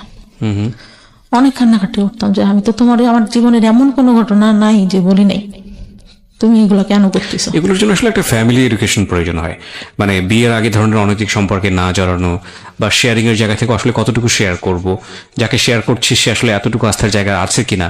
সো এগুলোর জন্য আসলে একটা ফ্যামিলি আন্ডারস্ট্যান্ডিং এর প্রয়োজন হয়, ফ্রেন্ডশিপের প্রয়োজন হয়, এবং একটা ফ্যামিলি আমার এডুকেশনের স্কুল প্রয়োজন হয়। জীবনে ভাইয়া একটা বান্ধবী ছিল, অনেক ভালো, ও ক্লাস 4 থেকে চলে যায়, তারপর থেকে আমার কোনো ভালো বান্ধবী জীবনে আসেনি। রাইট, আপনি যে ভুলগুলো করেছেন আসলে ভুল করতে করতে শিখেছেন, তার আগে আপনি না, যে কেউ বলবে বুঝাবে এরকম কেউ ছিল না। রাইট। তো তারপরে কি হলো? পরে একটা পর্যায়ে এরকম বাদ দিতাম, আর আমি মাঝে মধ্যেই ফোন দিলে এরকম বাজে বাজে কথা বলতো। পরে মানে ওই বিয়েটা ভেঙে গেলে আমি আবার আব্বুকে বললাম যে আচ্ছা যাই হয়েছে হয়েছে, ও তো আমার কি করবে না। আর আমি মানে চিন্তা করে দেখলাম, আব্বুকে বললাম যে ও বলতিছে এই কথাগুলা, তার থেকে বিয়ের পরে যদি অশান্তি করে তার থেকে এখন হয়তো বাদ দিয়ে দেওয়াই ভালো। ওই আগে আমার যে কাবিন রেজিস্টার হয়, ওই ছেলেটা আবার মানে আমাকে খুব ভালোবাসতো, আর ওর বাবা আমাকে অনেক আদর করতো ভাই। মানে আমার মনে হলো যে আর একটা বাবা পাইছে আমার জীবনে, মানে এত ভালো লোকটা ছিল। মা ছাড়া কথা বলতো না আমার সঙ্গে কখনো, প্রত্যেকটা দিন আমি ফোন না দিলেও সে ফোন দিয়ে কথা বলতো। তা আমি একটা পর্যায়ে বললাম যে এতদিন কথা বলছি, আমার চাচাদের বললাম, আমার ফুবাদের বললাম যে আপনারা আব্বুকে দেখেন ম্যানেজ করতে পারেন কিনা, ওই ছেলের সঙ্গে আমি কথা বলি। তখনও মানে কাবিন রেজিস্ট্রি হয়েছিল ছেলেটার সাথে। ও বলে যে আচ্ছা তোমার বাসা থেকে যদি দেয় আমি তোমাকে নিব, কারণ আমি তোমার অনেক ভালোবেসে ফেলছি। পরে ইয়া করার পরে কি হয়, আব্বু রাজি হইলো, যাও, ওদের বাসায় গেল, ছেলে বাসায় নেই। আমার চাচা ফুপা ফোন দেয়, ছেলে ফোন ধরে না। ওর সেদিন ওর ভাবিরা, ওর মারাও নাকি ভালো ব্যবহার করে না, ওর বাবা শুধু ভালো করে কথা বলে। পরে আমার চাচারা এসে বললো যে ওই ছেলে বিয়ে করবে না, হয়তো বিয়ে করতে চেয়ে ভেঙে দিবে, এরকম। আচ্ছা। পরে ওই ছেলেটা আবার ফোন দিয়ে চাচাদের বলে আচ্ছা আমি একটু বাইরে ছিলাম এই জন্য ফোন, তুই ফোন ধরতা, বাইরে ছিলাম, আমাদের সামনে আসে নাই, ঠিক আছে। একটা কথা কি ভাই, যেটা সত্যি কথা, ওই ছেলেটার অনেক বয়স ছিল, এই জন্য মূলত ও চাচাদের সামনে আসে নাই। ওকে। ও ভাবছে যে এত ছোট মেয়েকে আমি বিয়ে করছি, আমার সাথে হয়তো দেখার পরে দিবে না, এই জন্য সে ভয়ে সামনেই আসে নাই। আচ্ছা। আমি একদিন বিয়ের পরে যখন বিয়েটা ভাঙে নাই, তখন বলি যে আপনার বয়স এত বেশি, আপনি আমাকে বিয়ে করলেন, আপনি তো দেখছেন আমি তো তখন তাকাই দেখি না, আপনি তো দেখছিলেন যে আমি তাকাইও দেখি নাই, আপনার কি এটা ঠিক হয়েছে? বলে আসলে এখন বুঝতেছি ঠিক হয় নাই, তারপরে তোমার কি মানে বিয়েটা ভেঙে দিব? না, মেয়েদের জীবনে একবারে আমাদের যে ফ্যামিলি যে স্ট্যাটাস ছোটবেলা থেকে দেখে আসতেছি, একটা মেয়ের বিয়ে ভেঙে গেলে পরে আর ভালো বিয়ে হয় না। ছেলেটা বয়স বেশি হলেও, যেটা সত্যি কথা আমার লাইফে দেখা, শ্রেষ্ঠ মানুষ ছিল, এত ভালো কথা। আর তাকে আমি ফোনে আমার বলা লাগতো না, 1 সপ্তাহ পর পর ফোনে টাকা লোড দিয়ে দিচ্ছে, ফোন দিলে কোনোদিনও ধরতো না, কেটে ব্যাক করতেছে। আচ্ছা, এরকম ছিল। প্রিয় শ্রোতা, ছোট আমরা যেখানটায় ছিলাম, তারপর পরে কি করলো, আমাদের যেদিন মানে বিয়ের কথা ছিল, ওদের ওই দিক থেকে দাওয়াত টাওয়াত সব দেওয়া শেষ, তার মধ্যে তো বিয়েই করে দিয়েছে, কিন্তু আমাদের এদিকে কোনো প্রোগ্রামই না।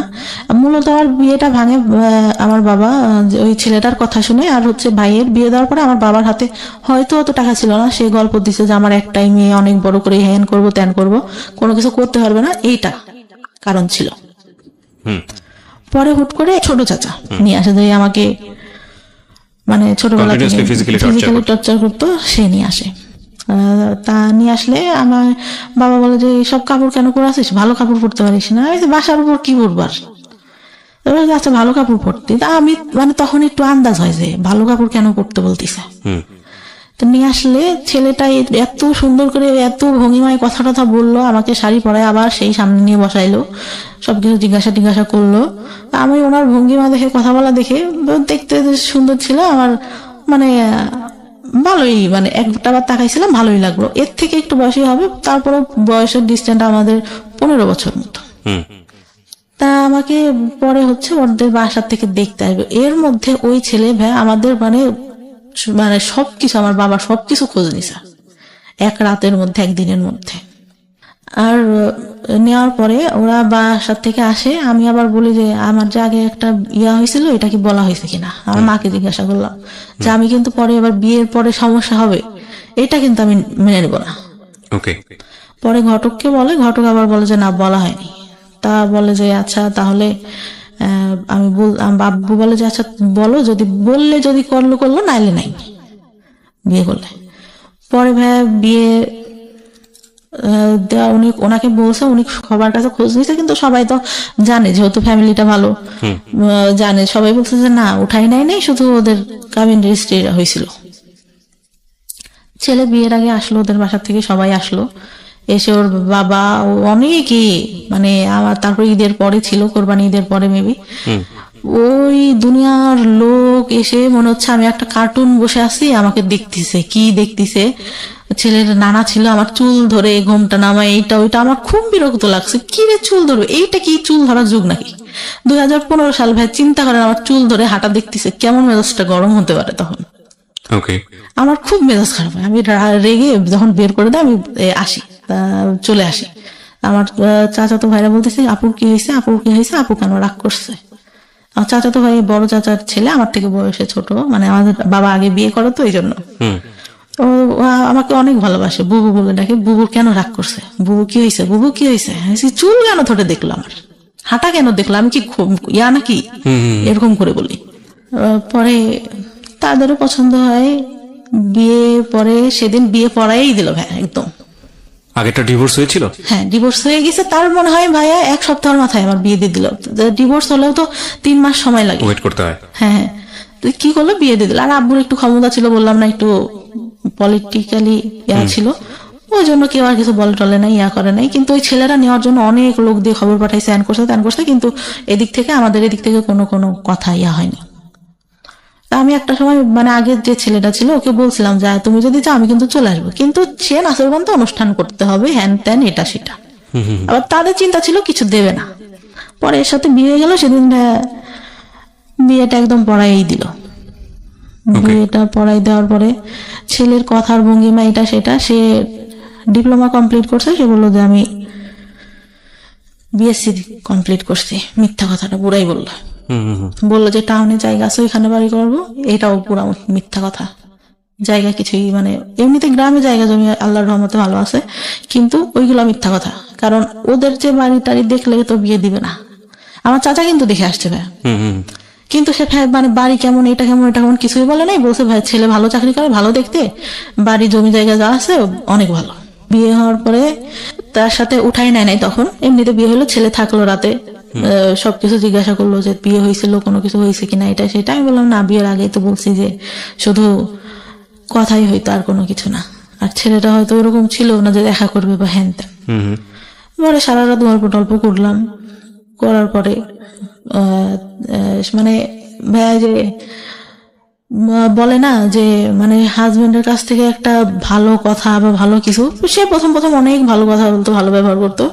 আমি ফার্স্ট যখন ঢাকায় আসলাম, একা আসলে চাকরি করতো, একটা বাসায় এসে একা থাকতো, তার ফ্রেন্ডের সাথে একটা বিজনেস করতো, এক পাশে হচ্ছে তাদের জিনিস থাকতো, এই কসমেটিক্স এটা সেটা, আর এক পাশে ও থাকতো। ইয়ে হয় ভাই, আমাকে একটা ফোন গিফট করে, ফোনটা হারাই যায়। বাস থেকে যখন নামবো গাবতলীতে, আমার ব্যাগে ধাক্কা লাগে বাসের মধ্যে থেকেই। আমি ভাবি যে হয়তো সিটে লেগে ধাক্কা লাগছে। তখন আমি বাইরে নেমে দেখে আমার ব্যাগের মধ্যে থেকে ফোন নাই, ফোন দেওয়া হচ্ছে, ফোন বন্ধ। তখন বুঝতে পারছে, বাসায় এনে বললো যে আমি অনেক কষ্ট করে সবকিছু করি এইরকম। তা আমি অনেক কান্না করতেছি যে আসলে আমি তো ইচ্ছা করে করিনি। আমার আব্বু ফোন দিছে, কি হয়েছে, ফোন বন্ধ কেন, ফোন হারাই গেছে, ওর সাথে কথা বলতেছে। আমি বলছি, না আব্বু রাগারাগি করবো, আমি বলবো না, আমি কথা বলবো না। আমি অনেক কান্না করি, কিন্তু ও এইভাবে বলে আমার খুব মানে খারাপ লাগে ভাইয়া, যে আমি তো ইচ্ছা করে ফোনটা হারাই নাই, এইভাবে কেন বলতেছে। আর ওর মানে বিয়ের প্রথমে এত ভালো কথা, আমি এসে ঢাকায় এসে দেখলাম পুরাই উল্টাটা ভাইয়া, পুরা উল্টা, মানে একদম মানে মনে হলো আকাশ থেকে আমি পাতালে পড়ে গেছি, এটা কি। পরে উঠাই নিল মনে হয় প্রায় 6-7 মাস পরে।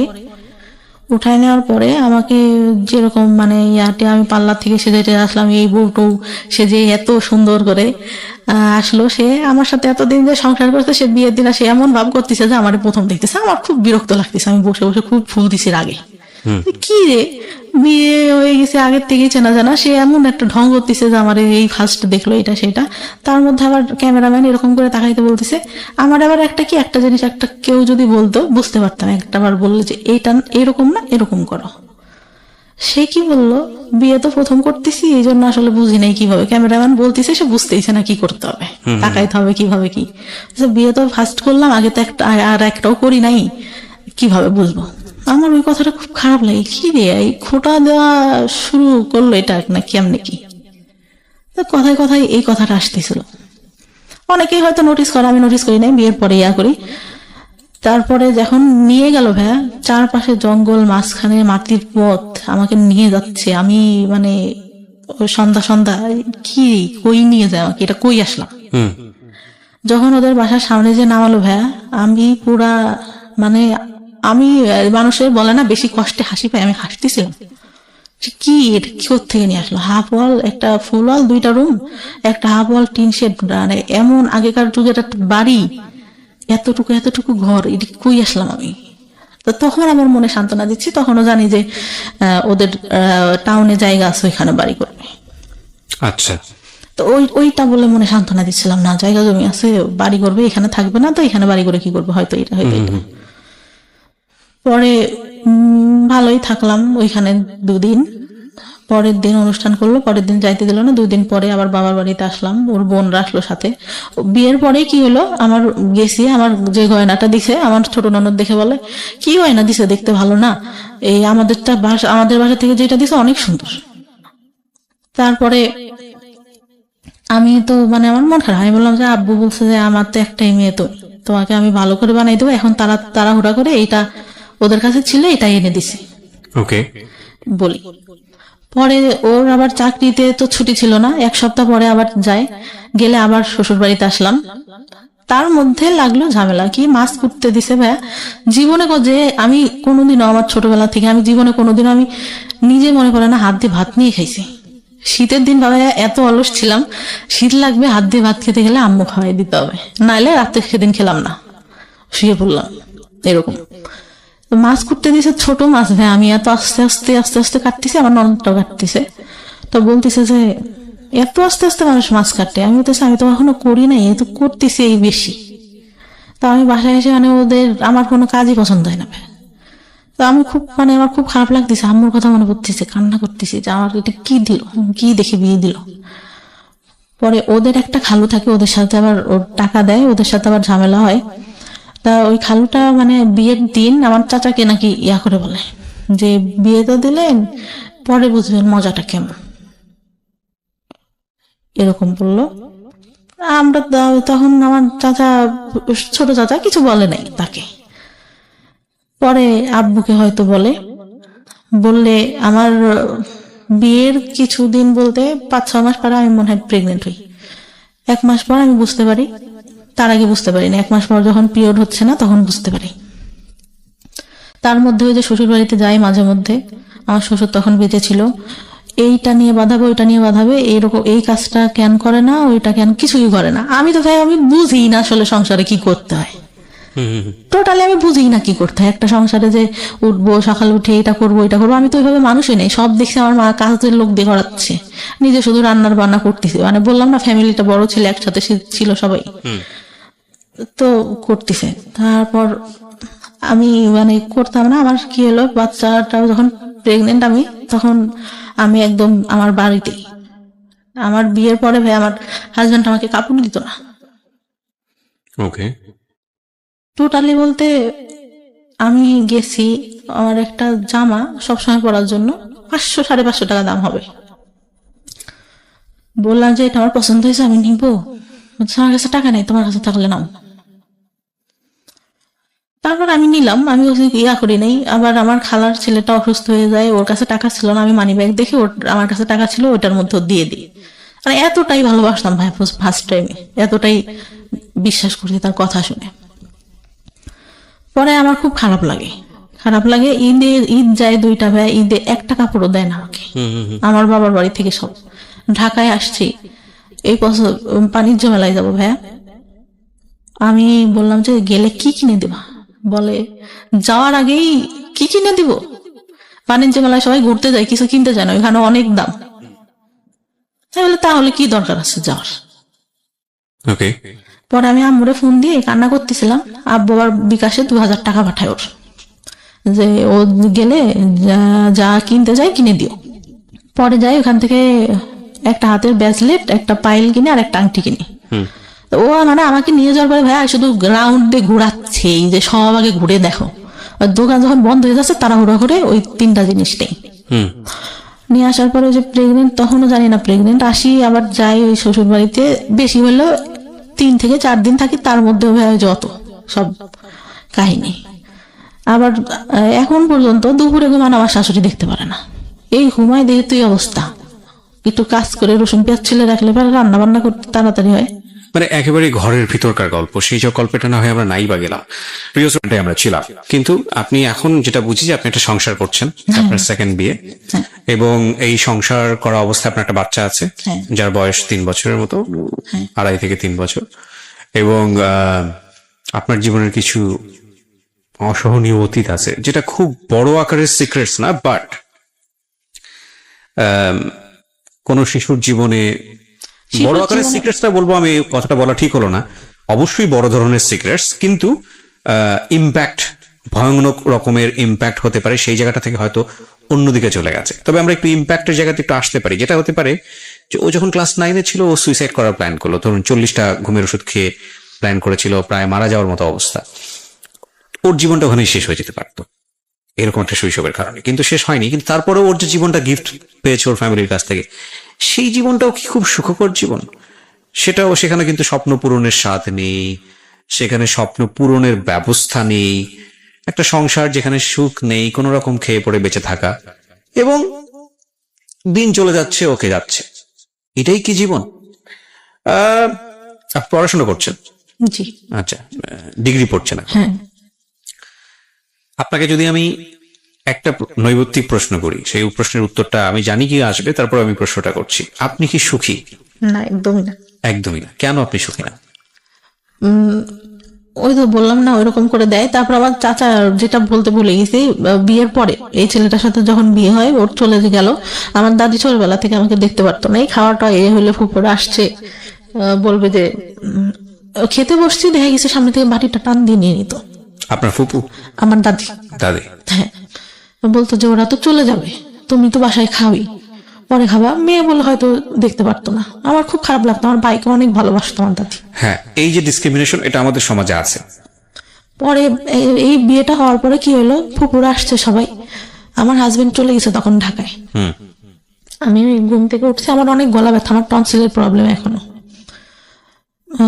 মাঝে মধ্যে ফুলে টুলে যায় একদম, কথা বলতে সমস্যা হয়, কথা বলতে পারি না। তা খেতে গেছি, আমার ভাবি আমার ভাইকে অনেক ভালোবাসে আমার দাদি।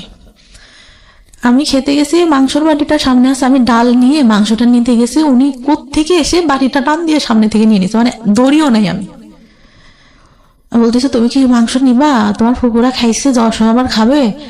আমার খুব কষ্ট লাগে, তখন কষ্ট লাগে। আর আমি তখন বলি যে না থাক, খাবো না। পরে ভাত, মানে গলা ব্যথা, তারপরে কষ্টে গলার মধ্যে যাচ্ছে না, যে বিয়ে হয়ে 2 দিন সময় পাইলো না, এর আগে থেকে এরকম করতো, এখনো এই ব্যবহারই। বিয়ের পরেও এটা করেছে আমার সারা দাদি? হ্যাঁ, বিয়ের পরে। আচ্ছা, না ঠিক আছে পরে আমার ভাই কি বললো ভাই এই কথাটাই আসে, আমার ভাই ছোটবেলা থেকে অনেক আদর করতো, যখন রিলেশন করতাম তখন একটু মানে ওর কাছে খারাপ লাগতো, বলতো ওর কাছে হয়তো কেউ, ও মানে একটু ব্যবহার মাঝে মধ্যে খারাপ করতো, কিন্তু ভালোবাসতো এমনিতে, ঢাকার থেকে যাচ্ছে এটা নিচ্ছে ওটা নিচ্ছে। ও বললো যে সংসার করে খাবি তোরা, তোদের মতো মেয়েরা সংসার করে খায়। ঠিক আছে, ছোট ছোট বিষয়গুলো খুবই কষ্টদায়ক। আমার মনে হয় মেয়েদের প্রতি আরো বেশি সহনশীল হওয়া উচিত, সেটা পরিবার থেকে হওয়া উচিত। বাবার জায়গাটা ভয়ানক রকম ভাবে মিসিং, এবং কিছু বিষয় আমরা আজকে এই অনুষ্ঠানে সচেতন ভাবেই তুলে আনতে পারিনি, কারণ আমাদের একটা সীমাবদ্ধতা আছে। এক আর দুই নম্বর যেটা, সেটা হচ্ছে যে মা যে ধরনের ভূমিকায় থাকা উচিত ছিল সেটা তো অবশ্যই ছিল না। মানসিক বিকাশ বলতে যেটা বোঝায় এই মেয়েটির, সেটা হয়নি, এবং যে কারণে ওর জীবনে কিছু সিক্রেটস জন্ম নিয়েছে। সেটা হচ্ছে বিয়ের আগে এক ধরনের অনৈতিক সম্পর্কে জড়িয়ে যাওয়া, এবং সেটার রেজাল্টও ভালো না হওয়া। আপনি দেখেন ওর জীবনে কোনো বেস্ট কোম্পানি নেই, একটা ভালো বন্ধু সেও খুব অল্প সময়ের জন্য, তারপরে সে নাই। যাকে সে লাভ করলো সেই ছেলেটাও তাকে নিতে পারলো না, ইজি হতে পারলো না, তাকে জীবনে রিসিভ করতে পারলো না। যাকে বিয়ে দেওয়া হলো সেটাও একটা ভুল ডিসিশন ছিল ফ্যামিলির, প্রথম বিয়েটা। দ্বিতীয় বিয়েটার ক্ষেত্রে সেটাও হুটহাট করেই বলা চলে, যেই সংসার সে করছে। ইন দ্য মিন টাইম যেই অনৈতিক যে সম্পর্কগুলো তার জীবনে এসছে, সেখানে তার প্রপার এডুকেশনের অভাব ছিল। সবকিছু মিলিয়ে একটা ভজকট জীবন। এবং আমি যে প্রশ্নটা করেছিলাম সেই প্রশ্নের উত্তরে আপনি বলেছেন না। না কেন, সেই গল্পটা তো আসলে, সেই আনসারটা তো আসলে পুরো গল্পই। তারপরেও আমরা আপনার কাছ থেকে শুনতে চাই যে আপনি সুখী না কেন। পরে ভাই আমার বাচ্চাটা হওয়ার পরে যখন না, আমি সুখী না কেন এই প্রশ্নের উত্তর চাচ্ছি, আমি আর স্টোরিতে যেতে চাচ্ছি না। সুখী না কারণ আমি কাজ করি এখন যতটুকু পারি, তারপরেও আমার শাশুড়ি এইটাই ভাবে রান্না করে খায় না, এটাই আমি জানি, ধরেন রান্না করে আপনার খায়। দৈনন্দিন জীবনে অনেক ধরনের প্রবলেম আছে, সে কারণে আপনি অসুখী। কিন্তু আপনার জীবনের কি কোনো স্বপ্ন ছিল? হ্যাঁ ভাই, কি স্বপ্ন ছিল? আমি চেয়েছিলাম যে ইন্টার কমপ্লিট করে ভালো একটা কলেজে ভর্তি হব, ওকে, পড়ালেখা করে কিছু একটা করব, নিজের পায়ে দাঁড়াবো, নিজে আর্ন করবো, ডিসিশন মেক করবো। হ্যাঁ, ডিসিশন মেক করবো। আর একটা ইচ্ছা ছিল যে আমার বাবার টাকা উড়ায় অনেক, মানে মানুষের পিছনে, এটা বুঝে না, এখন অনেক দিনাদায়ী হয়ে গেছে। আমি চাই, আমার ভাই বিয়ে করছে, সে এখন টাকা পয়সা দেয় না, আরো পারলে বাবার থেকে উল্টা নেয়। আমি চাই তার দেনাদায়িটা শোধ করতে। মানে আপনি চাইতেন? আমি চাইতাম। বাবাদের ভুল এই সব জায়গাতেই, এবং হয়তো আপনার মেয়েটা যদি আজকে সেরকম নিজের পায়ে দাঁড়াতো, তাহলে হয়তো আপনারই জন্য উপকার হতো। এবং আমাদের আমি সবসময় যে কথাটা বলি, সবসময়ই বলি, এই গল্পগুলোর সাম আপ একটা জায়গায় এসে দাঁড়িয়ে যায়। Never sacrifice two things in your life. Number 1 is education and number 2 is your career. এই দুটো জিনিস স্যাক্রিফাইস করলে এগুলো কখনো জীবনের রিটার্ন আসে না। বাকি জিনিসগুলো রিটার্ন আসে, কোনো না কোনো ভাবে আমাদের সামনে ঘুরে ফিরে চলে আসে। হ্যাঁ, এখন সেই জায়গাটায় তো অবশ্যই আমি মাকে হারালে তো আপনি মাকে ফিরে পাবেন না, বউকে হারালে বউ পাবেন, হ্যাঁ এটা বলাই যায়। কিন্তু গার্লফ্রেন্ড গেলে জীবনে গার্লফ্রেন্ড আসবে, বয়ফ্রেন্ড গেলে বয়ফ্রেন্ড আসবে। একটা মানুষ জীবন থেকে চলে গেলে তার রিপ্লেসমেন্ট হয়তো অন্য একজন মানুষ হবে, এটা হয়। হ্যাঁ, এখন আমরা যখন লাভ করি তখন আলটিমেটলি এটাই চিন্তা করি যে না, তাকে ছাড়া আমার জীবন বৃথা। আমাদের লাভের স্টাইলটাই এরকম, ধরনটাই এরকম, আমরা অন্য কোনো কিছু চিন্তা করতে পারি না। লাভ সবসময় যখন হয় তখন একদম ব্লাইন্ডলি ডিপোজিট হয় সেই জায়গাটাতে। সো ওইটা নিয়ে আমরা, কিন্তু মজার বিষয় হচ্ছে যখন জীবন থেকে ওটা সরে যায় এবং জীবনে যখন সেকেন্ড আর একটা মানুষ আসে, তখন একটা পর্যায়ে গিয়ে মনে হয় কতটা বোকা ছিলাম, কতটা হাস্যকর ছিল এই সময়গুলো, কত না বড় ভুল করেছি। কিন্তু সিচুয়েশনের থেকে সেটা বোঝা যায় না। তো যাই হোক, আমি যে কথাটা বলছিলাম যে জীবনে আসলে এই দুটো জিনিস স্যাক্রিফাইস করলে এই দুটো জিনিস আর কখনো রিটার্ন আসে না, এবং তখন জীবনটা খুব দুর্বিষহ হয়ে ওঠে। কি ছেলে কি মেয়ে, প্রত্যেকেরই স্বাধীনভাবে বাঁচার ক্ষমতা আছে এবং প্রত্যেকেরই নিজস্ব চিন্তায় বড় হওয়ার সুযোগ আছে। ধরুন, কেন এই দুটো জিনিসের কথা বলি? এই মেয়েটি তার সংসার জীবনে সুখী না, এই মেয়েটি তার পারিবারিক জীবনে সুখী না, এই মেয়েটির একটা বাচ্চা আছে। এই মেয়েটির যদি অন্তত ডিসিশন মেক করার ক্ষমতা থাকতো, যে পৃথিবীর কোনো জায়গা থেকে সে সুখী না, কিন্তু তার ডিসিশন মেক করার একটা ক্ষমতা আছে, অন্তত ওই জায়গাটা সে সুখী হতে পারতো। আর ডিসিশন মেক করার ক্ষমতা তখনই থাকে যখন একটা মানুষ আর্ন করে, যখন একটা মানুষের আয় করার ক্যাপাসিটি থাকে। যে মানুষটার আয় করার ক্যাপাসিটি থাকে না, সে মানুষটার ডিসিশন মেকিং করার ক্ষমতা থাকে না। সুতরাং পৃথিবীর সমস্ত জায়গা থেকে যদি আপনি বঞ্চিত হন হ্যাপিনেসের জায়গাটা থেকে, আর্ন যদি আপনি করেন, পয়সা রোজগার যদি আপনি করেন, আপনার যদি একটা জব থাকে বা অন্য কোনো যে কোনো বৈধ উপায় আপনি যদি অর্জন করেন, সেক্ষেত্রে আপনার অন্তত একটা হ্যাপিনেস থাকবে। So never ever sacrifice your career, and education না থাকলে ক্যারিয়ার আসবে না। সচরাচর আমরা সেটাই দেখি, ব্যতিক্রম অনেক আছে। তো এডুকেশনও আসলে স্যাক্রিফাইস করা উচিত না। এডুকেশনের স্যাক্রিফাইসনেসটা নিজের জীবনটাকে অনেকখানি দুর্বিষহ করে তোলে। এই মেয়েটির ক্ষেত্রে যেটা হয়েছে এডুকেশনের ক্ষেত্রে, সেটা পারিবারিক ভুল এবং তার নিজেরও অনেকখানি ইচ্ছার অভাব ছিল। একটা সময় তার মনে হয়েছে যে পড়াশোনা করে কি বা হবে, সে যেটা দেখেছে।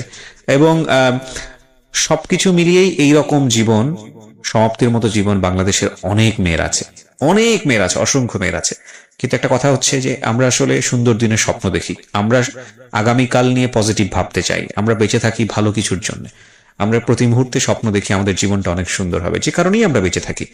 আমরা বিশ্বাস করি সৃষ্টিকর্তাতে এবং একই সাথে আমরা বিশ্বাস করি আমাদের ভাগ্যে ভালো কিছু অপেক্ষা করছে, যে কারণেই সমাপ্তিরা এত স্যাক্রিফাইস করেও তাদের সন্তানদের মানুষ করেন এবং ভবিষ্যতের আশায় বসে থাকেন।